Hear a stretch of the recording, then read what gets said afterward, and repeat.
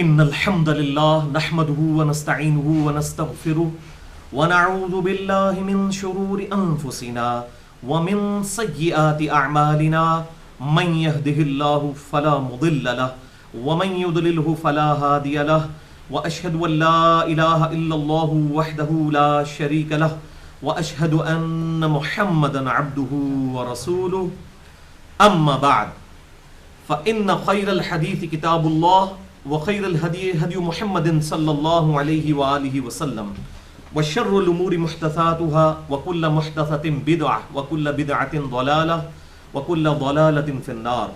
أعوذ بالله السميع العليم من الشيطان الرجيم من همزه ونفخه ونفثه. بسم الله الرحمن الرحيم. رب اشرح لي صدري ويسر لي أمري واحلل عقدة من لساني يفقهوا قولي. بسم اللہ الرحمن الرحیم. ان اللہ وملائکتہ یصلون علی النبی یا ایہا الذین آمنوا صلوا علیہ وسلموا تسلیما. اللہم صل علی محمد وعلی آل محمد کما صلیت علی ابراہیم وعلی آل ابراہیم انک حمید مجید. اللہم بارک علی محمد وعلی آل محمد كما باركت على إبراهيم وعلى آل إبراهيم إنك حميد مجيد. ربنا آتنا من لدنك رحمة وهيئ لنا من أمرنا رشدا. آمین. بھائیو الحمدللہ آج 2 اپریل 2016 کو ہفتے کے دن ہم انشاءاللہ تعالی اپنی کوسچن آنسر سیشن کی چوتھی نشست ڈسکس کرنے جا رہے ہیں، اور ہماری یہ چوتھی نشست جو ہے وہ ہماری ویب سائٹ ahlsunnatpak.com پر مسئلہ نمبر 110D کے عنوان سے اپلوڈ ہوگی انشاءاللہ. بھائیو آج کی گفتگو میں جتنی بھی آیات اور احادیث آئیں گی انشاءاللہ میں ان کے ریفرنسز بھی دے دوں گا، اور جو کریٹیکل احادیث ہوں گی ان کے نمبرز علماء حرمین بیروت اور دارالاسلام کی انٹرنیشنل نمبرنگ کے مطابق دوں گا، جس کے مطابق پوری دنیا میں عربی کتب شائع ہوتی ہیں. اس کے باوجود کسی کا کوئی سوال ہو تو لیکچر کے اینڈ پہ پوچھ سکتے ہیں یا بعد میں بھی ای میل کر سکتے ہیں. mirza_95@yahoo.com میرا ای میل ایڈریس ہے. بھائیو انشاءاللہ آج کی نشست میں بھی ہم کل 5 سوالات ڈسکس کریں گے، اور یہ مسئلہ نمبر 110D کے عنوان سے ہمارے یوٹیوب کے چینل پہ گفتگو اپلوڈ ہوگی، جو ہمارا کمپلیٹ لیکچرز والا چینل ہے انجینئر محمد علی مرزا کے نام سے، اور اس پہ تقریباً الحمدللہ ایک مہینے میں 50 سے 60 ہزار لوگ اس چینل کو وزٹ کرتے ہیں. اور پھر انہی کمپلیٹ لیکچرز میں سے ہی چھوٹے چھوٹے کلپ ہم کاٹ کے مختلف ٹاپکس کے اوپر جو سب ٹاپکس ہوتے ہیں 5 منٹ کے 10 منٹ کے، وہ فیس بک پہ بھی چڑھاتے ہیں، اور ایک الگ سے بھی یوٹیوب کا چینل ہے جس کے اوپر تقریباً کوئی 550-600 کے قریب جو ہیں وہ کلپس اپلوڈ ہوئے ہیں، اور وہ بھی اس کا نام بھی انجینئر محمد علی مرزا ہے، اور آگے بریکٹ میں شارٹ کلپس. اور اس کے الحمدللہ ہمارے اس وقت وزٹر جو ہے وہ پر منتھ تقریباً 1 لاکھ تک ہیں الحمدللہ. اور ویب سائٹ پہ بھی ہمارے تقریباً 2000 سے 2500 لوگ روزانہ اس کو وزٹ کرتے ہیں. اور ہمارا جو فیس بک کا ایڈریس ہے انجینئر محمد علی مرزا کے نام سے، اس کی تقریباً آپ سمجھ لیں اب سلور جوبلی ہونے والی ہے. 24808 اس کے الحمدللہ فالوورز ہو چکے تھے ابھی درس شروع کرنے سے پہلے، جو میں نے دیکھا یعنی 25000 الحمدللہ ہو چکے ہیں. اور یہ ساری پراپوگنڈے کی برکت ہے. آج سے سال پہلے تک تو 5000 لوگ بھی نہیں تھے، لیکن الحمدللہ یہ دعوت پھیل رہی ہے اور پوری دنیا سے ای میلز آتی ہیں. ابھی الگ سے ٹاپک ہے انشاءاللہ، کبھی موقع ملا تو اس کو بھی میں ایڈریس کروں گا، اس ایشو کو، کہ کس طرح دعوت انڈیا پاکستان سے بھی باہر جو مین ہمارے بھی جتنے مین سٹریم کے ملک ہیں، چاہے وہ نیپال ہو، چاہے وہ بنگلہ دیش ہو، امریکہ ہو، یورپ ہو، رشیا ہو، تمام جگہوں پر الحمدللہ، کیونکہ دنیا میں 60% لوگ جو ہیں وہ اردو بولتے ہیں اور سمجھتے ہیں الحمدللہ.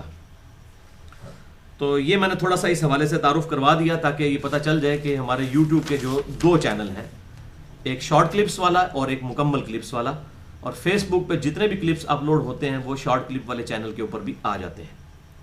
اب اللہ کا نام لے کر شروع کرتے ہیں. آج کا پہلا سوال، یہ بہت کریٹیکل سوال ہے اور اکثر پوچھا جاتا ہے، کیا نمازی کو حالت نماز میں مسجد میں داخل ہونے والا شخص سلام کر سکتا ہے؟ اس طرح جو شخص تلاوت اور وضو کرنے میں مشغول ہو تو کیا اسے بھی سلام کر سکتے ہیں؟ اور اس کے سلام کے جواب کا طریقہ بھی بتا دیں.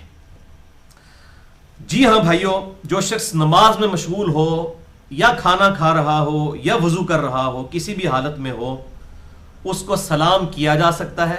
اب رہا معاملہ اس پر جواب دینے کا، تو وہ ایک الگ ایشو ہے، وہ انشاءاللہ میں اس میں ڈسکس کر دوں گا۔ سلام سب کو کیا جا سکتا ہے، اور یہ سلام کو عام کرنا انشاءاللہ یہ ہماری سورۃ النور میں جب آیات آئیں گی سلام کے اوپر، میں صرف سلام کے ٹاپک کے اوپر ڈیٹیل کے ساتھ گفتگو کروں گا کہ یہ اسلامک گریٹنگز جو ہیں، ایک دوسرے کو السلام علیکم کہنا، اور جنتیوں کا کلام بھی یہی ہوگا جو قرآن حکیم میں آتا ہے، اس کے اوپر ڈیٹیل سے انشاءاللہ پھر موقع ملا تو گفتگو کروں گا۔ بہرحال جب بھی مسجد میں داخل ہوں اور نمازی نماز پڑھ رہے ہوں یا بیٹھے ہوئے ہوں یا جماعت ہو رہی ہو، کسی بھی صورت میں آپ مسجد میں نماز پڑھنے والے لوگوں کو السلام علیکم کہہ سکتے ہیں۔ یہ سنت ہے، صحابہ اکرام علیہم رضوان کے اندر اس کا رواج موجود تھا، لیکن وہ سلام اتنی اونچی آواز سے نہیں ہونا چاہیے کہ وہ قرات کرنے والا امام ہے وہی قرات بھول جائے اپنی، یعنی نارمل آواز میں السلام علیکم ورحمۃ اللہ۔ بعض لوگ وہ جان بوجھ کے بہت اونچا السلام علیکم کر رہے ہوتے ہیں، اس کی وجہ سے ڈسٹربنس ہوتی ہے، تو یہ بھی مقصد نہیں ہے۔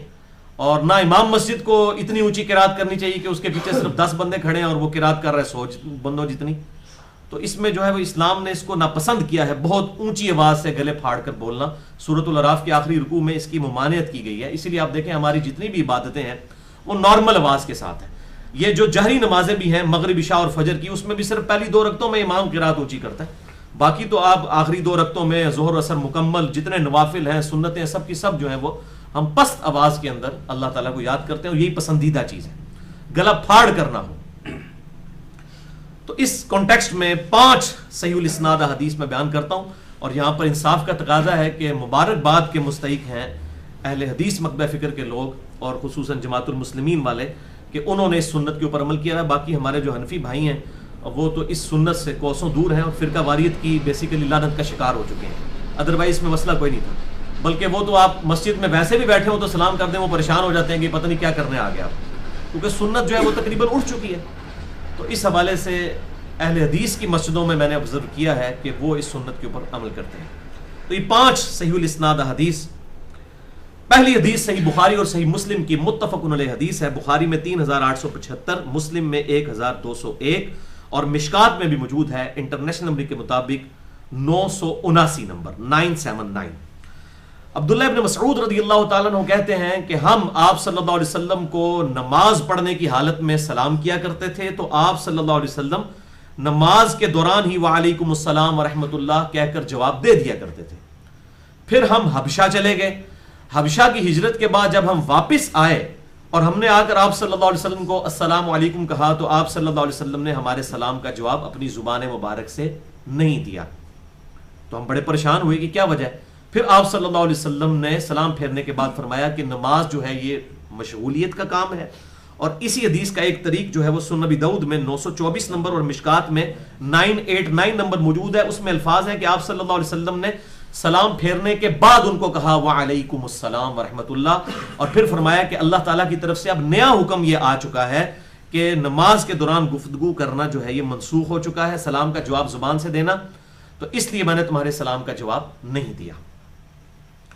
دوسری حدیث صحیح مسلم میں ہے انٹرنیشنل نمبر کے مطابق 1206، بڑی ڈیٹیل کے ساتھ ہے، اور بخاری میں بھی موجود ہے 1217 نمبر، کہ جابر بن عبداللہ رضی اللہ تعالیٰ عنہ کہتے ہیں کہ نبی صلی اللہ علیہ وسلم نے مجھے کسی کام سے کسی قبیلے میں بھیجا، جب میں واپس آیا تو آپ صلی اللہ علیہ وآلہ وسلم اپنے اونٹ مبارک کے اوپر نماز ادا فرما رہے تھے، تو میں نے آ کر عرض کی السلام علیکم ورحمۃ اللہ، تو آپ صلی اللہ علیہ وسلم نے سلام کا جواب ہی نہیں دیا۔ پھر میں نے سلام عرض کی تو آپ صلی اللہ علیہ وسلم نے سلام کا جواب نہیں دیا، بلکہ ہاتھ کے اشارے سے یوں کیا، یعنی اوپر سے نیچے کی طرف ہتھیلی کو۔ تو کہتے ہیں میں بڑا پریشان ہوا اور میرے دل میں طرح طرح کے وسوسے آنا شروع ہو گئے کہ کہیں آپ صلی اللہ علیہ وسلم سے ناراض تو نہیں ہو گئے، کیونکہ سلام میں آپ جواب دیا کرتے تھے زبان مبارک کے ساتھ، کیونکہ ابھی تک حکم اس کی منسوخی کا نہیں آیا تھا۔ پھر سلام پھیرنے کے بعد آپ صلی اللہ علیہ وسلم نے سیدنا جابر بن عبداللہ رضی اللہ تعالیٰ عنہ سے فرمایا کہ تم نے اس کام کا کیا کیا، تو انہوں نے اپنی کارگزاری سنائی اس حوالے سے، تو آپ صلی اللہ علیہ وآلہ وسلم نے جو ہے وہ جواب جو ارشاد فرمایا ہاتھ کے اشارے کے ساتھ، تو اس کی آپ نے ریزن پھر بیان فرما دی کہ میں نماز میں مشغول تھا اس لیے میں نے تمہارے سلام کا جواب نہیں دیا، یعنی صرف ہاتھ کے اشارے سے آپ صلی اللہ علیہ وسلم نے یوں کر کے اس کا جواب دیا۔ الحمدللہ، تو اس سے یہ بات پتہ چل گئی کہ نمازی کو جب سلام کیا جائے گا تو نمازی زبان سے جواب نہیں دے گا، بلکہ ہاتھ باندھے ہوئے ہیں تو اس طریقے سے ہاتھ کو یوں اشارہ کر کے اس کے سلام کا جواب اس طریقے سے دے دے گا، یا ہاتھ چھوڑ کے نماز پڑھ رہا ہے تو پھر بھی اس طریقے سے ہاتھ جو ہے وہ ہلا کے جواب دے دیا جائے گا۔ تیسری حدیث جامعہ ترمذی میں 368، سنن ابی داؤد میں 927 نمبر اور مشکات میں بھی 991 نمبر موجود ہے کہ ابن عمر رضی اللہ تعالیٰ عنہ کہتے ہیں کہ میں نے سیدنا بلال حبشی رضی اللہ تعالیٰ عنہ سے پوچھا کہ کیا اللہ کے نبی صلی اللہ علیہ وسلم کے صحابہ کرام میں، چونکہ وہ سینئر صحابی تھے حضرت بلال، یہ بتائیے کیا نماز پڑھتے ہوئے شخص کو سلام کرنے کا رواج تھا؟ تو سیدنا بلال نے کہا کہ ہاں، صحابہ کرام نماز پڑھتے ہوئے شخص کو بھی سلام کرتے تھے اور جواب زبان سے نہیں دیا کرتے تھے بلکہ ہاتھ کے اشارے سے دیا کرتے تھے۔ تو یہ ہاتھ کے اشارے کے ساتھ سلام کا جواب دینا ہے، لیکن سلام بہت اونچی آواز سے نہیں، السلام علیکم ورحمۃ اللہ، اس طریقے سے نہیں، بلکہ سلام کو بالکل نارمل آواز میں کہنا ہے تاکہ وہ زیادہ آواز بلند نہ ہو اور لوگ ڈسٹرب بھی نہ ہو جائیں۔ یہ نہ ہو کہ امام مسجد جڑا ترا نکل جائے، نمازیاں دا ترا نکل جائے، تو اس میں یعنی افراط و تفریط سے بچنا چاہیے۔ اسی طریقے سے ایک اور حدیث ہے، چوتھی حدیث الموطا امام مالک میں موجود ہے، انٹرنیشنل نمبر کے مطابق 407 نمبر اور مشکات میں 1013 نمبر۔ ابن عمر رضی اللہ تعالیٰ عنہ ایک شخص کے پاس سے گزرے، وہ نماز پڑھ رہا تھا تو آپ نے اسے گزرتے ہوئے السلام علیکم ورحمۃ اللہ کہا، تو اس نے نماز کے اندر ہی اس کا جواب دے دیا وعلیکم السلام ورحمۃ اللہ۔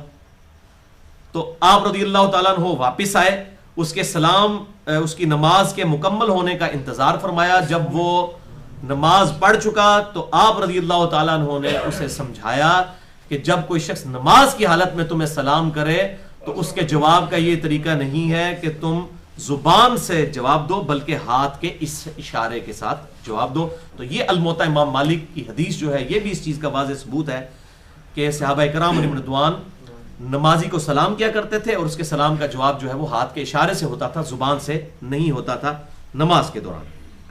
اچھا، اس حوالے سے ایک مسکنسیپشن ہے جو عموماً حنفی بھائیوں کی طرف سے اٹھائی جاتی ہے، وہ کہتے ہیں جی صحیح مسلم میں 4 حدیثیں ہیں، تو وہ یہ 4 حدیثیں جو ہیں وہ جب ان کا دل کرتا ہے کبھی رفع الیدین کے خلاف فٹ کر دیتے ہیں، کبھی یہ ہاتھ کے اشارے کے اوپر فٹ کر دیتے ہیں۔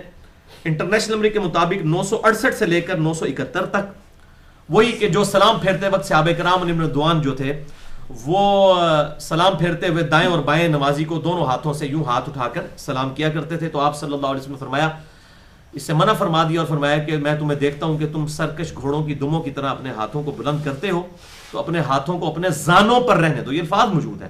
ایون یہی حدیث جب ابو داؤد کے اندر اور سنن نسائی میں آتی ہے تو امام ابو داؤد اور امام نسائی نے اس پہ باب باندھا ہے کہ سلام پھیرتے وقت ہاتھ اٹھانے کی ممانعت، لیکن یہ پکڑ کے انہوں نے رفع الیدین پہ لگا دی، اور جز رفع الیدین میں امام بخاری رحمہ اللہ نے اسی حدیث کو ڈسکس کر کے کہا ہے کہ جو لوگ رفع الیدین پہ لگا کے لوگوں کو اس سنت سے دور کر رہے ہیں وہ اللہ کے عذاب کے مستحق ہو چکے ہیں کہ انہوں نے احادیث کا اس طریقے سے مذاق اڑایا۔ اور ایون دور حاضر میں جو مفتی اعظم ہے دیوبند کے، مفتی تقی عثمانی صاحب کراچی کے، باقاعدہ ان کا بھی فتویٰ آیا ہے دروس ترمذی کے اندر کہ یہ گھوڑوں کے دموں والی حدیث کو رفع الیدین کے اوپر لگانا یہ علمی خیانت ہے، یہ رفع الیدین سے متعلق نہیں ہے۔ رفع الیدین تو آپ تھپڑ مارنے کے لیے بھی ہاتھ اٹھائے تو رفع الیدین ہے، رفع الیدین کا مطلب ہے ہاتھ اٹھانا، تو ہاتھ وہ اٹھاتے تھے زانوں سے یوں اٹھا کے دائیں اور بائیں جو ہے وہ یوں سلام کیا کرتے ہیں۔ ویسے بھی گھوڑے کی دم جو ہے وہ اس طرح ہلتی ہے، وہ جب وہ ہلاتا ہے ایسے ایسے نہیں ہوتی، وہ ایسے ہی ہلتی ہے، تو یوں کر کے وہ سلام کرتے تھے، تو اس سے آپ صلی اللہ علیہ وسلم نے منع فرما دیا۔ اچھا، یہ رفع الیدین کے خلاف پیش کرتے ہیں، میں نے پھر پورا لیکچر بھی دیا، مسئلہ نمبر 70 بھی رفع الیدین سے متعلق فرقہ وارانہ نظریات کا تحقیقی جائزہ 2.25 گھنٹے کا، اس میں نے اس کو ڈیٹیل سے بیان کیا اور باقی بھی ان کے جتنے لیم ایکسکیوزز ہیں ان کو ڈسکس کیا۔ اب جب یہ نمازی کے سلام کا یوں جواب ہاتھ سے دیتے ہیں تو ادھر بھی یہ فٹ کر دیتے ہیں، کہتے ہیں دیکھیں جی آپ صلی اللہ علیہ وسلم نے نماز کے دوران جو ہے وہ ہاتھ کے اشارہ کرنے سے منع فرمایا۔ اچھا، خود یہ بھول جاتے ہیں کہ جب وطر کی نماز میں تیسری رکعت کے اندر رفع الیدین کرتے ہیں، عید کی نماز میں جو زائد تکبیرات ہیں ان میں رفع الیدین کرتے ہیں، اس وقت یہ گھوڑے کی دموں والا معاملہ نہیں ہو رہا ہوتا۔ تو یہ میں نے علمی جواب ان کو، الزامی جواب جو ہے اینٹی وینم جس کو کہتا ہوں میں، پھکی پنجابی میں، وہ بھی دیا ہے، اور امام بخاری نے بھی یہ پھکی دی ہے جز رفع الیدین کے اندر کہ جو آپ یہ کام کرتے ہیں، ہم بھی اس کو جو ہے سنت سمجھتے ہیں۔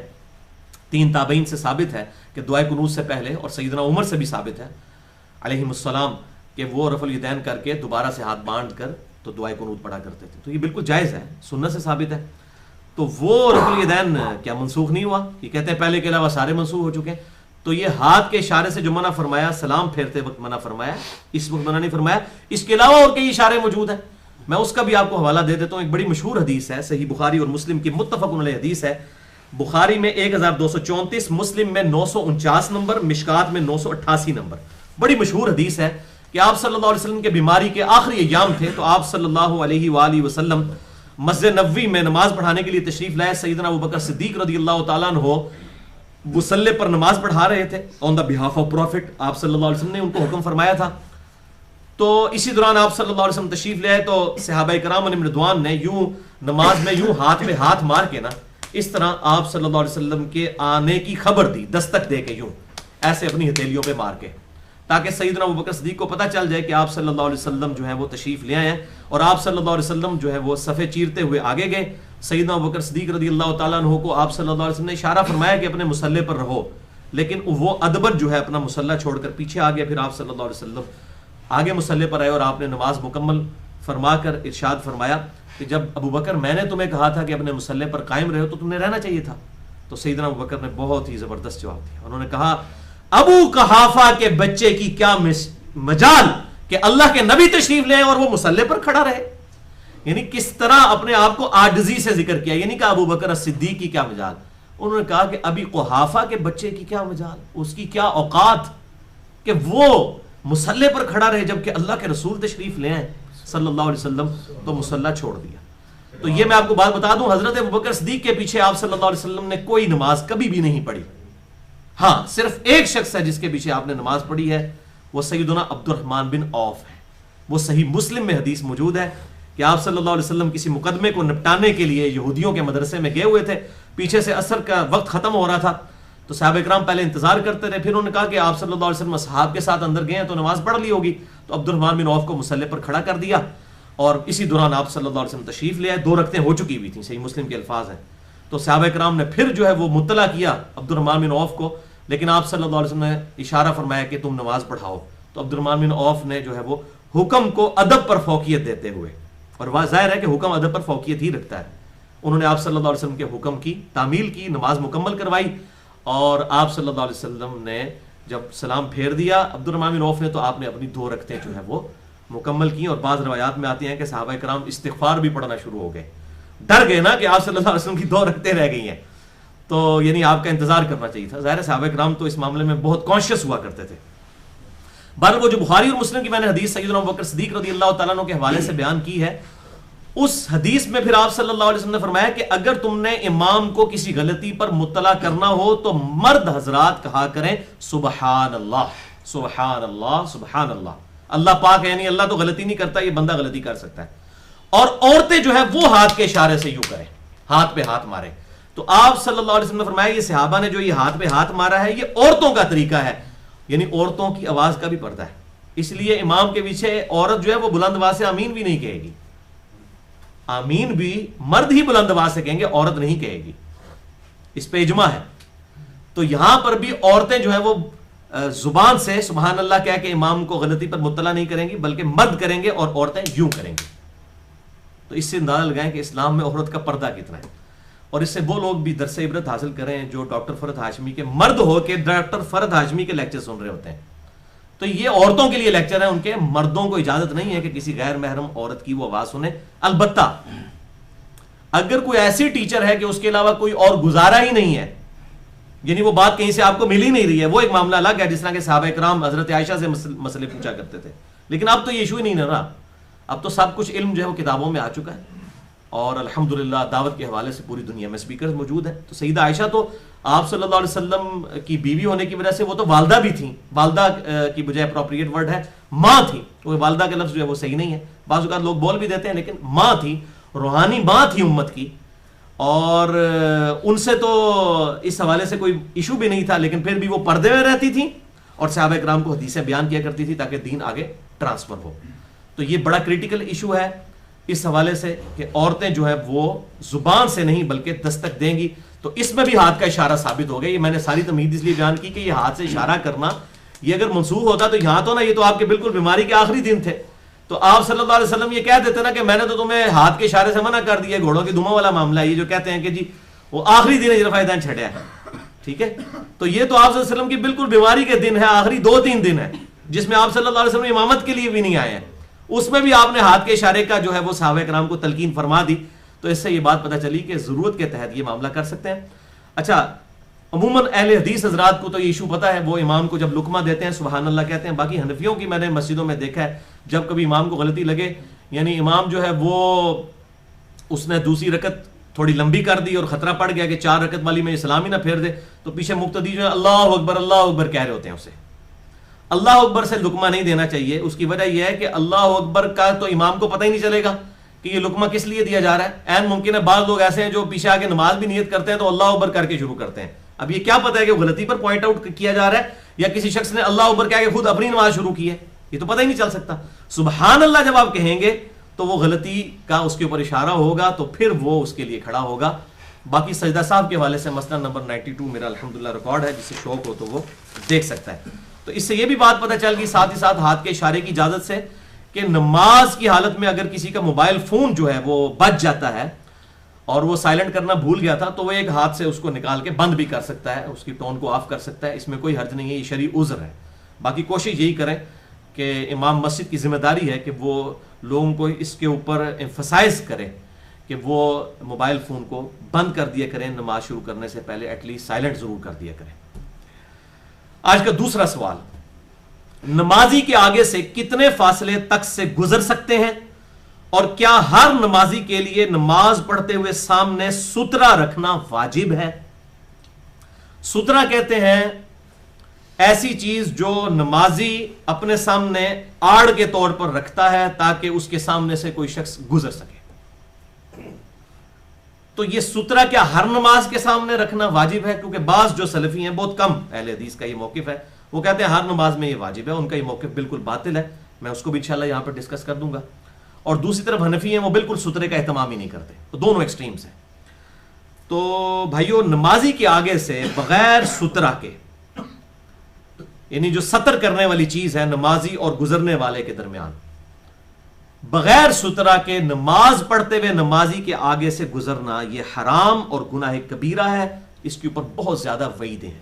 اور یہ جو پبلک میں مشہور ہے کہ جی 2 صفحہ چھوڑ کے تسی لنگ سکتے ہو، بھائی جی 2 صفحہ کے 10 صفحہ چھوڑ کے بھی نہیں لنگ سکتے. اس میں ایک ضعیف روایت ہے، میں آپ کو بیان کر دیتا ہوں، وہ بھی کسی کے کام کی نہیں ہے. وہ ضعیف روایت سنن ابی داؤد میں 704 نمبر، مشکات میں 799 789. یہ منقطع روایت ہے، یعنی اس کی سند ہی مکمل نہیں ہے. میں بیان کر دیتا ہوں کہ آپ صلی اللہ علیہ وسلم نے فرمایا اگر کوئی شخص نماز پڑھ رہا ہو اور اس کے سامنے سترا موجود نہ ہو تو پھر تم اتنے فاصلے سے گزرو کہ اگر وہ نماز پڑھنے والا شخص اپنے ہاتھ میں پتھر پکڑ کر یوں کر کے پھینکے تو جتنی دور جا کے وہ پتھر گرے نا اتنے فاصلے سے جا کے گزرو. انڈیا پاکستان دے جڑے کرکٹ دے فین ہوندے کوئی لنگ بھی نہ ہو سکتے. عام کو بڈھا بابا بھی سٹے گا نا یہ پتھر تو 40-50 فٹ دور جا کے گرے گا، 15-20 صفحے مسجد ہی ختم ہو جائے گی. تو یہ روایت بھی ضعیف ہے، یعنی اگر اس کو کوئی صحیح بھی مانے تو کسی کام کی نہیں. اور اگر کوئی نوجوان لڑکے ہیں جو کرکٹ کھیلنے والے ہیں وہ تو 100-150 فٹ بھی دور پھینک سکتے ہیں پتھر. تو عام آدمی بھی جو ہے وہ آپ دیکھ لیں، یہ ہماری اکیڈمی میں تقریباً 10-12 صفحے ہیں، تو اس کو بھی کراس تو کر جائے گا عام بندہ، تو نماز مسجد کی ویڈتھ ہی ختم ہو جائے گی. تو یہ بھی کسی کام کی نہیں روایت، یہ گزرنا بالکل حرام ہے. اور اس حوالے سے 3 احادیث بڑی کرٹیکل ہیں، میں بیان کر دیتا ہوں. پہلی حدیث صحیح بخاری اور مسلم کی متفق علیہ حدیث ہے. بخاری میں 510، مسلم میں 1132 اور مشکات میں ہے 776 کہ آپ صلی اللہ علیہ وسلم نے فرمایا اگر کسی شخص کو جو کہ نمازی کے آگے سے گزر رہا ہے اس چیز کا اندازہ ہو جاتا کہ وہ کتنا بڑا گناہ کر رہا ہے اور کتنا بڑا عذاب ہونا ہے اس شخص کو، تو وہ 40 تک کھڑا رہتا. اب راوی کہتے ہیں مجھے یاد نہیں رہا کہ آپ صلی اللہ علیہ وسلم نے 40 دن فرمایا تھا یا 40 مہینے فرمایا تھا یا 40 سال. یہ 40 دن بھی ہو تو کم ہے، 40 منٹ نہیں 40 دن.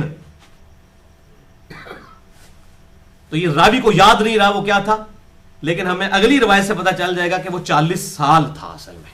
کیوں؟ سنن ابن ماجہ میں حدیث ہے، دوسری حدیث 946 نمبر اور مشکات میں 787 کہ آپ صلی اللہ علیہ وسلم نے فرمایا کہ اگر تمہیں نمازی کے آگے سے گزرنے کا گناہ معلوم ہو جائے تو تم 100 سال تک کھڑے رہنے کو ترجیح دو. 100 سال.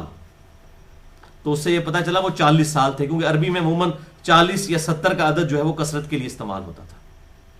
اور تیسری حدیث جو ہے موقوفاً کعب بن احبار، بلکہ اس کو مقطوع کہنا چاہیے، کعب بن احبار تابعی کا قول ہے صحیح سند کے ساتھ، الموطا امام مالک میں 366 نمبر، مشکات میں 788، کہ آپ صلی اللہ علیہ وسلم نے فرمایا اگر نمازی کے آگے سے گزرنے والے شخص کو اس گناہ کا اندازہ ہو جاتا نا کہ اس پہ عذاب کتنا ہونا ہے،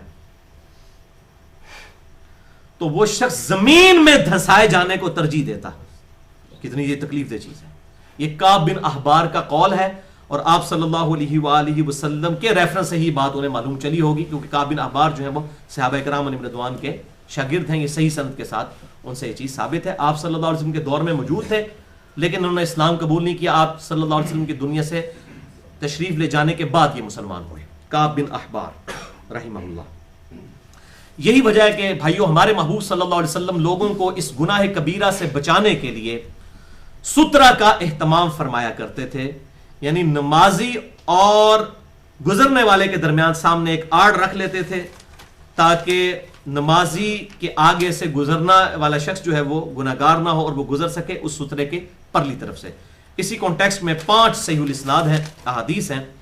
پہلی حدیث صحیح بخاری میں 973 نمبر اور مشکات میں 772، کہ آپ صلی اللہ علیہ وسلم جب صبح کے وقت عیدگاہ تشریف لے جایا کرتے عید کی نماز پڑھانے کے لیے، چونکہ وہ مسجد میں نہیں ہوتی تھی، مسجد میں تو سامنے دیوار سترہ بن جاتا ہے، اوپن میدان میں جو آپ صلی اللہ علیہ وسلم نماز پڑھایا کرتے تھے عید کی نماز، تو ایک صحابی آگے نیزہ لے کر چلتے تھے، اور وہ نیزہ جا کر گاڑا جاتا تھا میدان میں، اور اس نیزے کو آپ صلی اللہ علیہ وسلم سترہ بنا کر تو آپ امامت فرمایا کرتے تھے۔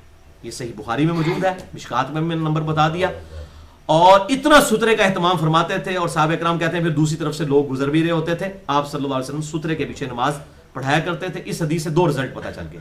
ایک تو یہ کہ امام کا سترہ جو ہے مقتدیوں کے لیے کافی ہے، یعنی جب امام کے آگے سترہ ہو تو آپ مقتدی کے آگے سے گزر سکتے ہیں، وہ اس کا قائم مقام ہوگا، تبھی سامنے سے لوگ گزر رہے ہوتے تھے۔ امام کا مقتدا کا جو اس کا سترہ ہے وہ مقتدیوں کے لیے کفایت کر جائے گا۔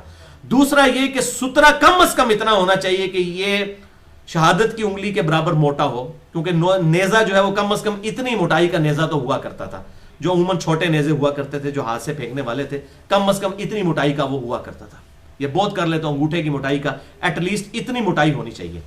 اب رہا کہ سترے کی لمبائی یعنی اس کی ہائٹ کتنی ہونی چاہیے، تو وہ اگلی حدیث میں آپ کو کلیئر ہو جائے گی۔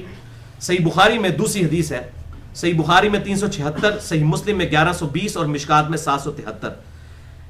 ایک صحابی کہتے ہیں کہ سیدنا بلال رضی اللہ تعالیٰ عنہ آپ صلی اللہ علیہ وسلم کے لیے جب وضو کا پانی لے کر نکلے تو صحابہ کرام علیہم رضوان، یعنی آپ صلی اللہ علیہ وسلم وضو ایک برتن سے فرمایا کرتے تو نیچے بڑا برتن رکھا جاتا تھا یعنی ٹرے ٹائپ، تو آپ صلی اللہ علیہ وسلم کا پانی وضو کا اس میں گرتا تھا، پھر صحابہ کرام اس سے تبرک حاصل کرتے تھے، اسی حدیث میں موجود ہے۔ تو حضرت بلال وہ ٹرے لے کے جب باہر نکلے تو صحابہ کرام جھپٹ پڑے اس کے اوپر، اور اس سے برکت حاصل کرنے کے لیے میں نے وسیلہ کے اوپر اور توسل پہ پورا لیکچر دیا ہے، مسئلہ نمبر 43، جس میں میں نے ایک توسل یہ بتایا کہ آپ صلی اللہ علیہ وسلم کے تبرکات جو صحیح سند سے ثابت ہیں، ان تبرکات سے توسل صحابہ کرام کا حاصل کرنا بخاری اور مسلم کی روشنی میں سے، آپ صلی اللہ علیہ وسلم کے بال مبارک، آپ صلی اللہ علیہ وسلم کا کرتا مبارک، آپ صلی اللہ علیہ وسلم کا پسینہ مبارک، آپ کے وضو کا پانی، یہ وہ حدیث بخاری اور مسلم دونوں میں، اور اس میں الفاظ ہیں کہ اگر کسی کو اس پانی کے برتن میں سے پانی نہ ملتا تو وہ دوسرے صحابی سے تری اس کی نمی مل کے تو اپنے جسم پہ یوں مل لیتا، الحمدللہ۔ اور پھر آپ صلی اللہ علیہ وسلم کے سامنے ایک نیزہ گاڑا جاتا تو آپ صلی اللہ علیہ وسلم نماز پڑھایا کرتے، یہ سفر کے دوران کی بات ہو رہی ہے، اور دوسری طرف سے لوگ اور چوپائے بھی گزر رہے ہوتے تھے، یعنی وہ سترہ جو ہے وہ امام کا سترہ مقتدیوں کے لیے کافی تصور کیا جاتا تھا۔ تیسری حدیث بخاری اور مسلم کی متفق علیہ حدیث ہے، یہ ہے بخاری میں 507، مسلم میں 1117، مشکات میں 774، کہ آپ صلی اللہ علیہ وسلم جب بھی نماز کا اہتمام فرماتے سفر کے اندر تو آپ صلی اللہ علیہ وسلم اپنے اونٹ کو سامنے بٹھا لیتے سترے کے طور پر، اور اگر اونٹ چرنے کے لیے چلا جاتا تو آپ صلی اللہ علیہ وسلم اونٹ کا جو کجاوا اوپر ہوتا ہے جو بیٹھنے کے لیے سیٹ ہوتی ہے وہ پالان، اس کو اتار کر اس کا سامنے سترہ بنا کر اور آپ صلی اللہ علیہ وسلم نماز ادا فرمایا کرتے۔ اس سے یہ بات پتہ چل گئی کہ سترے کی ہائٹ کم از کم جو ہے وہ 1 شرعی ہاتھ 1 شرعی گز ہونی چاہیے، اتنا تقریباً وہ پالان اونٹ کا جو ہے کجاوا ہوتا ہے، اتنی ہائٹ کا، یہ 1.5 فٹ بنتا ہے۔ یہ عربی جو گز ہے جو شرعی گز ہے وہ یہ، یعنی اس کو آپ زیرہ بھی کہہ لیں، یہ درمیانی انگلی کی نوک سے لے کر کوہنی تک، اسے ہم کہتے ہیں 1.5 فٹ شرعی 1 شرعی گز جو کہ ہمارا جو فٹ پاؤنڈ سسٹم میں جو ہے آدھے گز کے برابر یہ بنتا ہے. اس میں 3 فٹ کا جو ہے وہ گز ہوتا ہے, اس میں یہ 1.5 فٹ کا, یہ شرعی گز ہے. تو اتنی اس کی ہائٹ ہونی چاہیے اور کم از کم انگلی یا انگوٹھے کے برابر اس کی موٹائی ہونی چاہیے. اور یہ الحمدللہ ہماری اکیڈمی 2010 سے آپ یہ دیکھ رہے ہیں, یہ میں نے سترے بنوا کے یہاں پہ رکھے ہوئے ہیں, اسی لیے اسی سنت پر عمل کرنے کے لیے. آپ دیکھ لیں ان کی لیتھ بھی جو ہے وہ 1.5 فٹ کے برابر ہے اور موٹائی بھی آپ اس کی دیکھ لیں. اور اس کی نوک کے اوپر, یہ اوپر میں نے اسپیشلی اس لیے رکھا ہے کہ بعض مسجدوں میں نوک والا بنا دیتے ہیں اور خدا نہ خواستہ کوئی نمازی گر پڑے تو سیدھا یہ اس کو جو ہے نا وہ خنجر کے طور پہ جا کے لگے گا. تو اس کے اوپر تھوڑا سا یہ گول والا معاملہ بھی کر دینا چاہیے اور لکڑی کا سترہ بنوایا جائے تو یہ زیادہ بہتر ہے. تو اس طریقے سے سترے عموماً اہل حدیث کی مسجدوں میں دیکھا ہے بڑی اہتمام کرتے ہیں اور اس حوالے سے وہ مبارکباد کے مستحق ہیں. تو یہ ہائٹ بھی پتہ چل گئی. اور یہاں پر یہ میں بات بتا دوں آپ کو کہ یہ میل کا لفظ بھی جو استعمال ہوتا ہے نا, آپ حیران ہوں گے یہ فٹ پاؤنڈ سسٹم میں جو میل کا لفظ ہے یہ عربی سے کیا ہے.